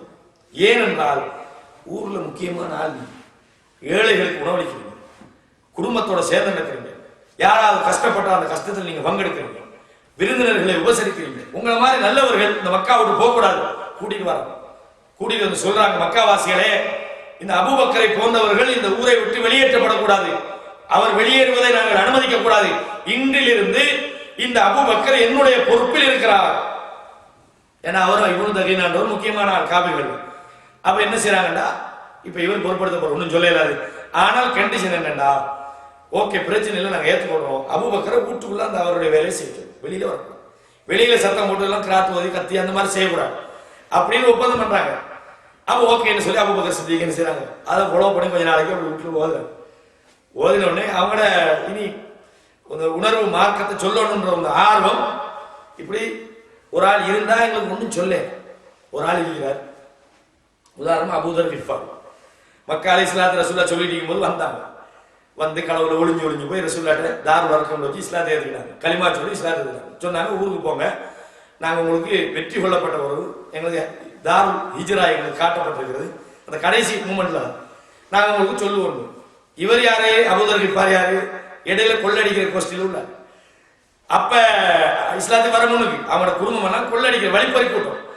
அப்ப அபூதர் கிஃபார் என்ன செஞ்சா, நேர போய் காவத்துல மேல அஷ்ஹது அல்லா இலாஹ இல்லல்லாஹ். அப்ப நமக்கு குறை சொல்லலாமா, அபூதர் கிஃபார் இப்படி செய்யலாமா, நாங்க எல்லாம் இப்படி சும்மா இருக்கும்போது அவர் மட்டும் அப்படி இருப்பாங்க. நாங்க இந்த மாதிரி ஆட்கள் வந்து வரம்பு மீறிட்டாங்க, பாவத்தில் இருக்கிறாங்கன்னு விளங்கிடக்கூடாது. அது ஓகே, அப்படி ஒரு கோஷ்டிங்க தான் செய்யும். அப்ப இந்த மாதிரி அபூபக்கர் சித்திக் என்ன செய்யறாங்கன்னா, வீட்டுக்குள்ள வைக்காம வெளியே வந்து, ஏன்னா இப்னு தகைனாட்ட ஒப்பந்தம் பண்ணி தானே மறுபடியும் மாறு செய்யணுமான்னு பார்க்கல. அவர் அல்லாஹ்வுடைய விஷயத்துல என்ன இருக்கலாம் பயந்துடுது, வெளியில வந்து ஓதுறோடனே வர பிரச்சனை, மறுபடியும் போறாங்க. இப்னு தகைனா நீங்க சொல்லித்தான் நாங்க இவருக்கு அனுமதி கொடுத்தா மறுபடியும் தான் ஓதுறாரு. அப்புறம் வராங்க சொன்னாங்க, இப்னு தகைனா சொல்றாரு, பாருங்க உங்களுக்கு நான் இது பண்ணது நான் கண்டிஷன் போட்டது, ஆனா நீங்க மறுபடியும் இப்படி செய்வீங்க, நாளைக்கு எனக்கு மக்கள் குறை சொல்ற மாதிரி வச்சுக்கலாம். இப்னு தகைனா ஒரு ஆளை பொறுப்படுத்தாரு, ஆனா இந்த மாதிரி நடந்துக்கிட்டாருன்னு என்னைய குறை சொல்ற லெவல்ல மக்களை வச்சுக்கொள்ளாதீங்க அப்படின்னு சொன்ன உடனே சொன்னாங்க, ஒன்று நீங்க நான் சொன்னதை ஃபாலோ பண்ணுங்க, வெளியில இல்லாம நீங்க உள்ளுக்குள்ள உங்களோட இபாதத்தை செய்யுங்க, அல்லது என்னுடைய அந்த ஜிவா உங்களை நான் பொறுப்படுத்திக்கிறேன்னு அந்த பொறுப்புல இருந்து என்னை நீக்கி சொன்னாங்க. உங்களோட ஜிவாரை நீங்க வச்சுக்கிடுங்க, நான் அல்லாஹ்வுடைய பொறுப்புல இருக்க ஆசைப்படுறேன். வந்து இப்படி ஒரு ஹிஜ்ரத் நடந்திருக்கிறது. அப்ப சுருக்கமா நீங்க சொல்றதா இருந்தால் இந்த ஹிஜ்ரத்துக்கான அடித்தளம் மக்காவிலே இடப்பட்டது. இது போலதான் மதீனாவுக்கு போறாங்க. நான் சொன்னது போல இந்த ஹிஜ்ரத் சாதாரணமான ஒரு விஷயம் இல்லை.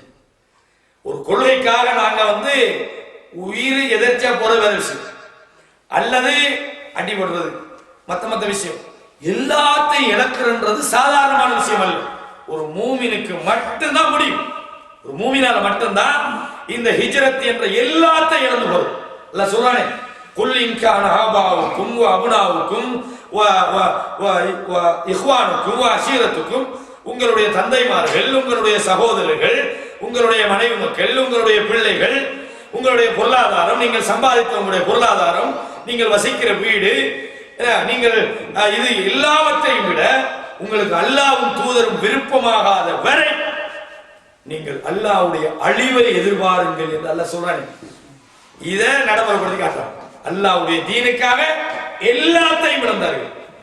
அல்லாஹ் தஆலா இதைத்தான் சொல்றான், இன்னல்லதீன ஆமனு வல்லதீன ஹாஜர், இவர்கள் ஈமான் கொண்டு ஹிஜ்ரத் செய்து வஜாஹது ஃபீ சபீலில்லாஹ், அல்லாஹ்வின் வழியிலே ஜிஹாது செய்கிறார்களோ உலாயிக யர்ஜூன ரஹ்மத்தல்லாஹ், அல்லாஹ்வுடைய ரஹ்மத்தை அவர்கள் எதிர்பார்க்கிறார்கள். ஏன்? அல்லாஹ்வுக்காக எல்லாத்தையும் இழந்து போறதுக்கு அது பெரிய ஒரு விஷயம். இப்ப ஒருவர் ஹிஜ்ரத் பண்றான்னு வைங்களேன், இவருக்கு அல்லாஹ்வுக்காக இழந்து போறதை விட அவர்கிட்ட வேற ஒரு நோக்கம் இருக்கு. இங்க போனா இன்னும் கொஞ்சம் பொருளாதாரத்தில் டெவலப் ஆக இருக்கும்.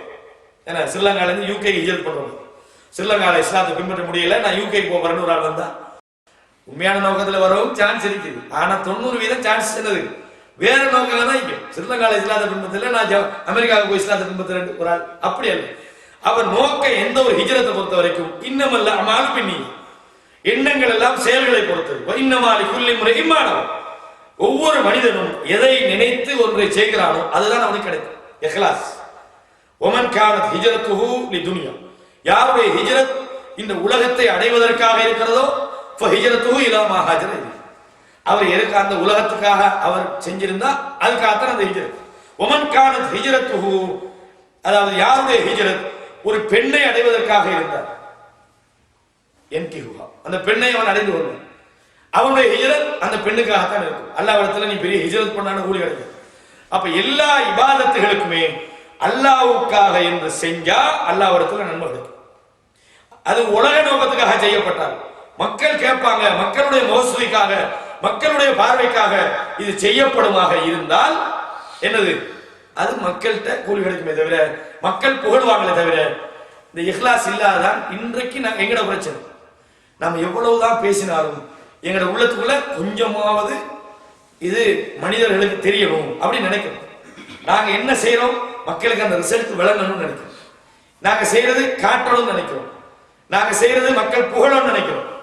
எங்களை பற்றி மக்கள் வாழ்த்தணும்னு நினைக்கிறோம், பாராட்டணும்னு நினைக்கிறோம், உள்ளத்தால கொஞ்சம் சரி நினைக்கிறோம். ஆனா இந்த எண்ணமே ஒருத்தருக்கு இல்லை. ரசூலுல்லாஹ் சொன்னாங்க, சஹாபாக்கள் கேட்கிறாங்க, எங்களுக்கு அந்த எண்ணமே இல்லை, யாரும் எங்களை பாராட்டணும்னு நாங்க நினைக்கல, ஆனா மக்கள் சில பேர் புகழ்றாங்க, இதுக்கு நீங்க குத்தவாளி இல்லை, தாலிக்க புஷ்ராங்க, இது உலகத்துல உங்களுக்கு கிடைக்கிற நல்ல ஒரு செய்தியாக இருக்கு, உங்க எதிர்பார்க்கலையே. அப்ப இந்த ஹிஜ்ரத்தை பொறுத்த வரைக்கும் இது மிகப்பெரிய ஒரு தியாகம். ஆனால் அல்லாஹ்வுக்காக செய்யப்பட்டாதான் கூலி கிடைக்கும். அவ இந்த மக்காவில் இருந்தவர்கள் யதார்த்தமாக நாங்கள் அல்லாஹ்வுக்குரியவர்கள் என்பதை நிரூபித்து காட்டினார்கள். எங்களுக்கு எல்லாத்தையும் விட, எங்களுடைய சொத்துக்களை விட, எங்களுடைய பொருளாதாரத்தை விட, எங்களுடைய வீடுகளை விட, எங்களுடைய பிள்ளைகளை விட, எங்களுடைய மனைவி மக்களை விட, எல்லாத்தையும் விட எங்களுக்கு அல்லாஹ்வுடைய திருப்தி தான் தேவை என்று சொல்லி அவர்களுக்கு விருப்பமாக இருந்த மக்காவை விட்டுவிட்டு, அவர்களுக்கு ஒத்து வந்த மக்காவை விட்டுவிட்டு, அவங்களுக்கு விருப்பம் இல்லாத ஒரு பூமி, வாழ்றதுக்கு பொருத்தம் இல்லாத ஒரு பூமி, நோய் வரக்கூடிய ஒரு பூமி, அந்த பூமி அவர்கள் தெரிவு செய்கிறார்கள் என்றால் அல்லாஹ் இதைத்தான் சொல்றான், இன்னல்லதீன ஆமனு வல்லதீன ஹாஜரு, எவர்கள் ஈமான் கொண்டு அவர்கள் ஹிஜ்ரத்தும் பண்ணுகிறார்களோ, அந்த ஹிஜ்ரத்து பண்ணி ஜிஹாதும் செய்தார் அல்லாஹ்வுடைய பாதையிலே, அவர்கள் அல்லாஹ்வுடைய ரஹ்மத்தை எதிர்பார்க்கிறாங்க. ஃபல்லதீன ஹாஜரு வ உஹ்ரிஜு மின் தியாரிஹிம், எவர்கள் ஹிஜ்ரத் பண்ணி தங்களுடைய வீடுகளை விட்டு அவர்கள் வெளியேற்றப்பட்டு வ ஊது ஃபீ சபீலில்லாஹ், அல்லாஹ்வுடைய வழியிலே அவர்கள் நோவினைப்படுத்தப்பட்டு வ குத்திலு, அவர்கள் சில நேரம் கொல்லப்பட்டு, அப்படி கொல்லப்பட்டு இருந்தால் ல உகஃபிரன் அன்ஹும் ஸய்யிஆத்தி, அவர்களுடைய பாவங்களையும் நாங்கள் போக்கி விடுவோம். வல உதுஹிலன்னஹும் ஜன்னாத்தி தஜ்ரி மின் தஹ்திஹல் அன்ஹார், நாங்கள் அவர்களை ஆறுகள் கீழே ஓடிக்கொண்டிருக்கிற சொர்க்கத்திலே நுழைவு செய்வோம். ஸவாபம் மின் இன்தில்லாஹ், அல்லாஹ்விடம் இருந்து ஒரு கூலியாக அது கிடைக்கும். வல்லாஹு இன்தஹு ஹுஸ்னுஸ் ஸவாப், அல்லாஹ்விடத்திலே அழகான தங்குமிடம் கூலி இருக்குது. அப்ப இது நான் ஜிஹாதை ஹிஜ்ரத்தை பற்றி சொன்ன ஏராளமான இந்த ஹிஜ்ரத் என்பது இப்ப நமக்கு கடமையாண்டா. இந்த நான் சொன்ன முக்கியமான ஹிஜ்ரத் இருக்குது. எந்த ஹிஜ்ரத்? அல்லாஹ் சொல்றானே, இன்னல்லதீன தவஃபாஹுமுல் மலாயிக, எவர்களுடைய உயிர்களை வானவர்கள் கைப்பற்றி லாலிமி அம்புசியும், தங்களுக்கு தாங்களே தீங்கிழைத்துக் கொண்ட அடியார்களுடைய உயிர்களை கைப்பற்றுகிற போது, காலு ஃபீம குந்தும், நீங்கள் எங்கிருக்கிறீர்கள், எங்கிருந்தீர்கள்? காலு குன்னா முஸ்தத்அஃபீன ஃபில் அர்த், நாங்கள் பூமியில் பலவீனப்படுத்தப்பட்டிருந்தோம், எங்களுக்கு இஸ்லாத்தை ஒழுங்கா ஃபாலோ பண்ண முடியல, எங்களுக்கு மார்க்கத்தை சரியா பின்பற்ற முடியாத நிலையில் நாங்கள் இருந்தோம். காலு அலம் தக்கும் அர்துல்லாஹில் வாசிஅ, பூமி உங்களுக்கு விசாலமாக இல்லையா? ஃபதுஹாஜிரு ஃபீஹா, அதிலே நீங்கள் ஹிஜ்ரத் பண்ணி நீங்கள் போயிருக்க கூடாது, வேற இடத்துக்கு போயிருக்க கூடாதா? ஃபஉலாயிக மஅவாஹும் ஜஹன்னம் வஸாஅத் மஸீரா. இப்படிப்பட்டவர்களுடைய ஒதுங்குமிடம் நரகமாகும். இந்த வசனத்தை இன்னைக்கு அப்ளை பண்ணிருமா? நாங்கெல்லாம் யூகேல இருக்கிறோம். எங்களை இஸ்லாம் உதாரணத்துக்கு வேணும். ஒரு நாட்டில் வெளியில பரதா போடுற விடுறாங்க, தொலை விடுறாங்க. உதாரணத்துக்கு ஜும்மா இடத்த விடுறாங்க. நாங்கள் அங்கே இருக்கிறோம். இப்போ மலக்குமார் வரும்போது நீங்கள் ஹிஜ்ரத் பண்ணிக்க வேணாமா அப்படின்ட்டு அல்லாஹ் தஆலா குற்றம் முடிப்பானா? இதை நான் ஏற்கனவே உங்களுக்கு தெளிவுபடுத்திட்டேன். ஹிஜ்ரத்தில் 2 இருக்கு. ஒன்று, ஒரு இடத்துல மார்க்கத்தை ஃபாலோ பண்ண முடியாத ஒரு சூழல், இதை விட கொஞ்சம் பின்பற்றக்கூடிய இன்னும் ஒரு இடம் இருந்தா அதை நோக்கி நகர்வது. அபிசீனியாவுக்கு போனா திரும்பி வரலாம். இந்த மாதிரி ஹிஜ்ரத் கொஞ்சம் நிலைமை கொஞ்சம் ஓரளவு கிளியர், நம்ம இருந்த இடம் கொஞ்சம் பரவாயில்லைன்னா திரும்பி வர வாய்ப்பு இருக்குது. ஆனா நான் சொன்ன இந்த முக்கியமான ஹிஜ்ரத் இருக்குது, போனா வரையல. மக்காவிலிருந்து மதீனாவுக்கு போனவங்களுக்கு மறுபடியும் மக்கால வாழ இயலாது. ஏன்? ஹிஜ்ரத்துக்கு எந்த இடத்தை விட்டு போனாங்களோ அந்த இடத்துக்கு மறுபடியும் வாழ்றதுக்கு அனுமதி இல்லை. ஹிஜ்ரத்ன்றது அப்படிதான். அல்லாஹ்வுக்கு விருப்பமான பூமியில தான் போறாங்க. அல்லாஹ்வுக்கு விருப்பமான ஒரு மாளிகை இருக்கிற மக்கா என்ற அந்த காபத்துல்லாஹ்ல இருந்தா போறாங்க. அந்த இடம் இருக்கு அல்லாஹ்வுக்கு விருப்பமான பூமி, மக்கள் விரும்பி இருந்த பூமி. போனாங்க, திரும்பி வரல. வரையல. மக்கா வெற்றி கொள்ளப்பட்டது, மறுபடியும் வந்திக்கலாமே, வரல. ஹிஜ்ரத்துக்கு ஒரிஜினல் அந்த அல்லாஹ் சொல்ற அந்த கடுமையான ஹிஜ்ரத்துக்கு போனா திரும்பி வருவதற்கு அனுமதி இல்லை. இதை நீங்க சரி தெளிவா என்ன செய்யணும், புரிஞ்சுக்கணும். அப்ப இப்ப நமக்கு 2 ஹிஜ்ரத் இருக்கு. ஒன்று என்ன ஹிஜ்ரத், நமக்கு கடமையான 2 ஹிஜ்ரத். என்ன ஹிஜ்ரத்? 2 ஆரம்பத்திலிருந்து இருக்கிறீங்க சஜாஸ் பிரதேச சுகமோ. இப்ப நமக்கு 2 ஹிஜ்ரத். ஒன்று என்ன? ருஷ்டி. ஒன்று மார்க்கத்தை பின்பற்ற இல்லாட்டி இன்னொரு இடத்துக்கு போய்த்து பின்பற்றது. மற்றது நிரந்தர ஹிஜ்ரத். ஒன்று அது 2 ஹிஜ்ரத் நமக்கு மிச்சம் இருக்கு. கடமை என்று சொல்றது முக்கியமானது. ஒன்று என்னன்னா, ரசூலுல்லாஹ் சொன்னாங்க எப்படி, அல் முஸ்லிமு மன் சலிமல் முஸ்லிமூன மின் லிசானிஹி வ யதிஹி. ஒரு முஸ்லிம் யார் என்றால் அவனுடைய நாவிலிருந்தும் கரத்திலிருந்தும் ஏனைய முஸ்லிம்கள் ஈடேற்றம் வரும். நான் முஸ்லிம் தான், என்னோட நாவால அடுத்தவனுக்கு தொந்தரவு வரக்கூடாது. நான் முஸ்லீம் சொல்றதா இருந்தா என்னோட கையால அடுத்தவனுக்கு எந்த டிஸ்டர்பும் வரக்கூடாது. ஏன்னா நாவால பேசுறது, திட்டுறது, அவதூறு பரத்துறது, பொய் சொல்றது, கற்பனை பண்ணி இதெல்லாம் பேசக்கூடாது. கையால ஒன்றும் செய்யக்கூடாது, அடிக்கக்கூடாது, திட்டக்கூடாது, எழுதக்கூடாது. ஒரு முஸ்லீமா இருந்தா என்னால அடுத்தவனுக்கு எந்த டிஸ்டர்பும் வரக்கூடாது. அவன் தான் முஸ்லீம். வல் முஹாஜிர், முஹாஜிர் ஹிஜ்ரத் பண்ணக்கூடியவன் யார் என்றால் மன் ஹஜர மா நஹல்லாஹு அன்ஹு, அல்லாஹ் எதை விட்டும் தடுத்தானோ அதிலிருந்து வெறுத்து ஒதுங்கி. இப்ப இன்னைக்கு நமக்கு இருக்கிற ஹிஜ்ரத் என்ன? பாவத்தை வெறுக்கணும். உள்ளத்தால கூட பாவத்துல நமக்கு விருப்பம் வரக்கூடாது. எங்க வீடுகள்ல இருந்து பாவங்களை அகற்றணும், வட்டியை வெறுக்கணும், பாவத்தை அநியாயத்தை வெறுக்கணும், துன்பத்தை வெறுக்கணும், அடுத்தவனுக்கு துரோகம் பண்ணதை வெறுக்கணும். இந்த வெறுப்பு பாவம் என்றால் உள்ளத்துக்குள்ள கட்டுகளும் நம்ம விரும்பக்கூடாது, தூக்கி வீசிடும். எனது எல்லாத்தையும் விபச்சாரத்தை வெறுக்கணும், எனது மானக்கேடான விஷயத்தை வெறுக்கணும், பொய்யை வெறுக்கணும். அல்லாஹ் எதையெல்லாம் தடுத்தானோ அவைகள் எங்களோட உள்ளத்துக்குள்ள ஹிஜ்ரத் பண்ணணும். என்ன ஹிஜ்ரத்? உள்ளத்தால வெறுத்துறது. உள்ளத்துல நாங்க பொய் சொல்ல மாட்டோம், எங்களுக்கு பொய் என்றால் வெறுப்பு. நாங்க வட்டி வாங்க மாட்டோம், வட்டி என்பது வெறுப்பு. பாவம் செய்ய மாட்டோம், பாவம் என்பது வெறுப்பு. ஆனால் விரும்பாமலோ எங்களோட உள்ளத்துக்குள்ள இந்த வெறுப்பு தன்மை குறைவா தான். பாவத்தை நாங்க வெறுக்கிற வீதம் இத அது ரொம்ப குறைவு. சஹாபாக்கள் வெறுத்தது மாதிரி எல்லாம் நாங்க வெறுக்கிறது. நாங்க தவறுதான் அப்படின்னு மறுபடியும் செய்வாங்க. பாவம் தான், என்ன செய்ய உடா அப்படி பார்க்கிறோம்.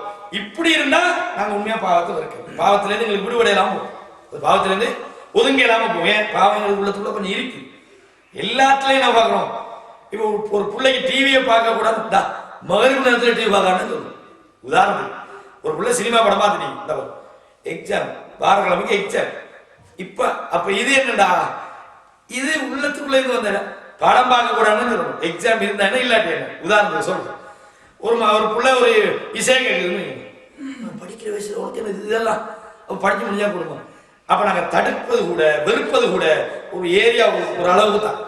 முழுமையான பாவத்தின் மேல நாங்க வெறுக்கிற மாதிரி இல்லை. அப்ப இந்த மாதிரி இல்லாம நாங்க என்ன செய்யக்கூடாது. இப்ப ஒரு ஆள் சண்டை பிடிக்கிறார், பள்ளிக்குள்ள சண்டை பிடிக்காங்க, அப்ப வெளியில பிடிக்குமா? என்ன கூடாதோ எல்லா இடத்துலயும் கூடாது, எப்பவும் கூடாது. இந்த வெறுப்புத்தன்மை நமக்கு வந்தா நாங்க ஒரு வகையான ஹிஜ்ரத்தை பண்ணிக்கிட்டு தான் இருக்கிறோம். பாவத்திலிருந்து நாங்க வெறுக்கிறோம். இன்னொன்னு என்னடா, எங்களுக்கு எங்க இஸ்லாத்தை கம்ப்ளீட்டா பின்பற்ற முடியலடா, பின்பற்றக்கூடிய சூழல் உள்ள இடத்தை நோக்கி போறோம்.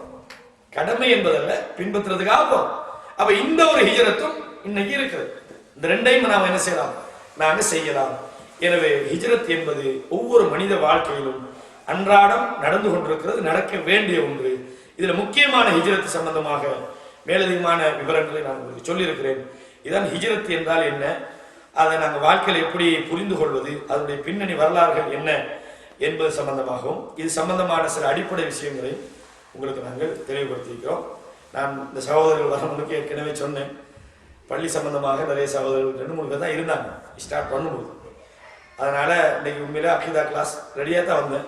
ஆனால் செய்யலைன்னா எல்லாரும் வந்தால் தான் அது பிரயோசனம் இருக்கின்றதுக்காக 2-3 பேருக்காக நடத்தி போட்டு மறுபடியும் இதே கிளாஸை இன்னும் நடத்தவும் இல்லாது. பெருநாள் டைம் எல்லாம் அங்கே போயிருப்பாங்க சகோதரர்கள். அதனால ஹிஜ்ரத்ண்டா என்னன்றது சம்பந்தமாக உங்களுக்கு இது சில விளக்கங்கள் சொல்லியிருக்கிறேன். இன்ஷா அல்லாஹ் அடுத்த வாரம் இந்த அகீதா கிளாஸ் தொடர்ந்து நடைபெறும். அல்லாஹு தாலா நம் அனைவரையும் நாம் எதையெல்லாம் கேட்கிறோமோ அதை தூய்மையாக பின்பற்றக்கூடியவர்களாகவும், நாங்கள் வெறுமனே படிக்கிறது மட்டும் நம்மளோட நோக்கம் இல்லாமல் படிப்பதை வாழ்க்கையில் நடைமுறைப்படுத்தும். 2 விஷயத்தை படித்தாலும் அந்த 2ஐயும் நாங்கள் இன்ஷா அல்லாஹ் நடைமுறைப்படுத்துவோம். அதில் எங்களோட விருப்பு வெறுப்புகள் எல்லாம் ஒரு பக்கம் வச்சுட்டு அல்லாஹ்வுக்கு பயந்து அல்லாஹ்வுக்கு கட்டுப்பட்டு உண்மையான மூமின்களாக இஹ்லாஸோடு நாங்கள் எதை செஞ்சாலும் எந்த நோக்கமும் இல்லாமல் மனிதர்களுக்கு காட்டுறதுக்காக விளம்பரம் நோக்கம் இல்லாமல் நாங்கள் அல்லாஹ்வுக்கு பயந்து இந்த உலகத்தில் வாழுமா இருந்தால் நாங்கள் இன்னைக்கு மூத்தா போனாலும் ஒரு மூமினாக மூத்தா போகிறதுக்கு ஒரு வாய்ப்பாக இருக்கும். அந்த விஷயங்களை வாழ்க்கையில் விளங்கி நடந்து கொள்ள வேண்டும் என்று முதலில் எனக்கும் அடுத்ததாக உங்களுக்கும் உபதேசம் பண்ணி முடித்து விடைபெறுகிறேன். வஅகூலு கௌலி ஹாதா அஸ்தக்ஃபிருல்லாஹி லி வலக்கும் ஃபஸ்தக்ஃபிரூஹு.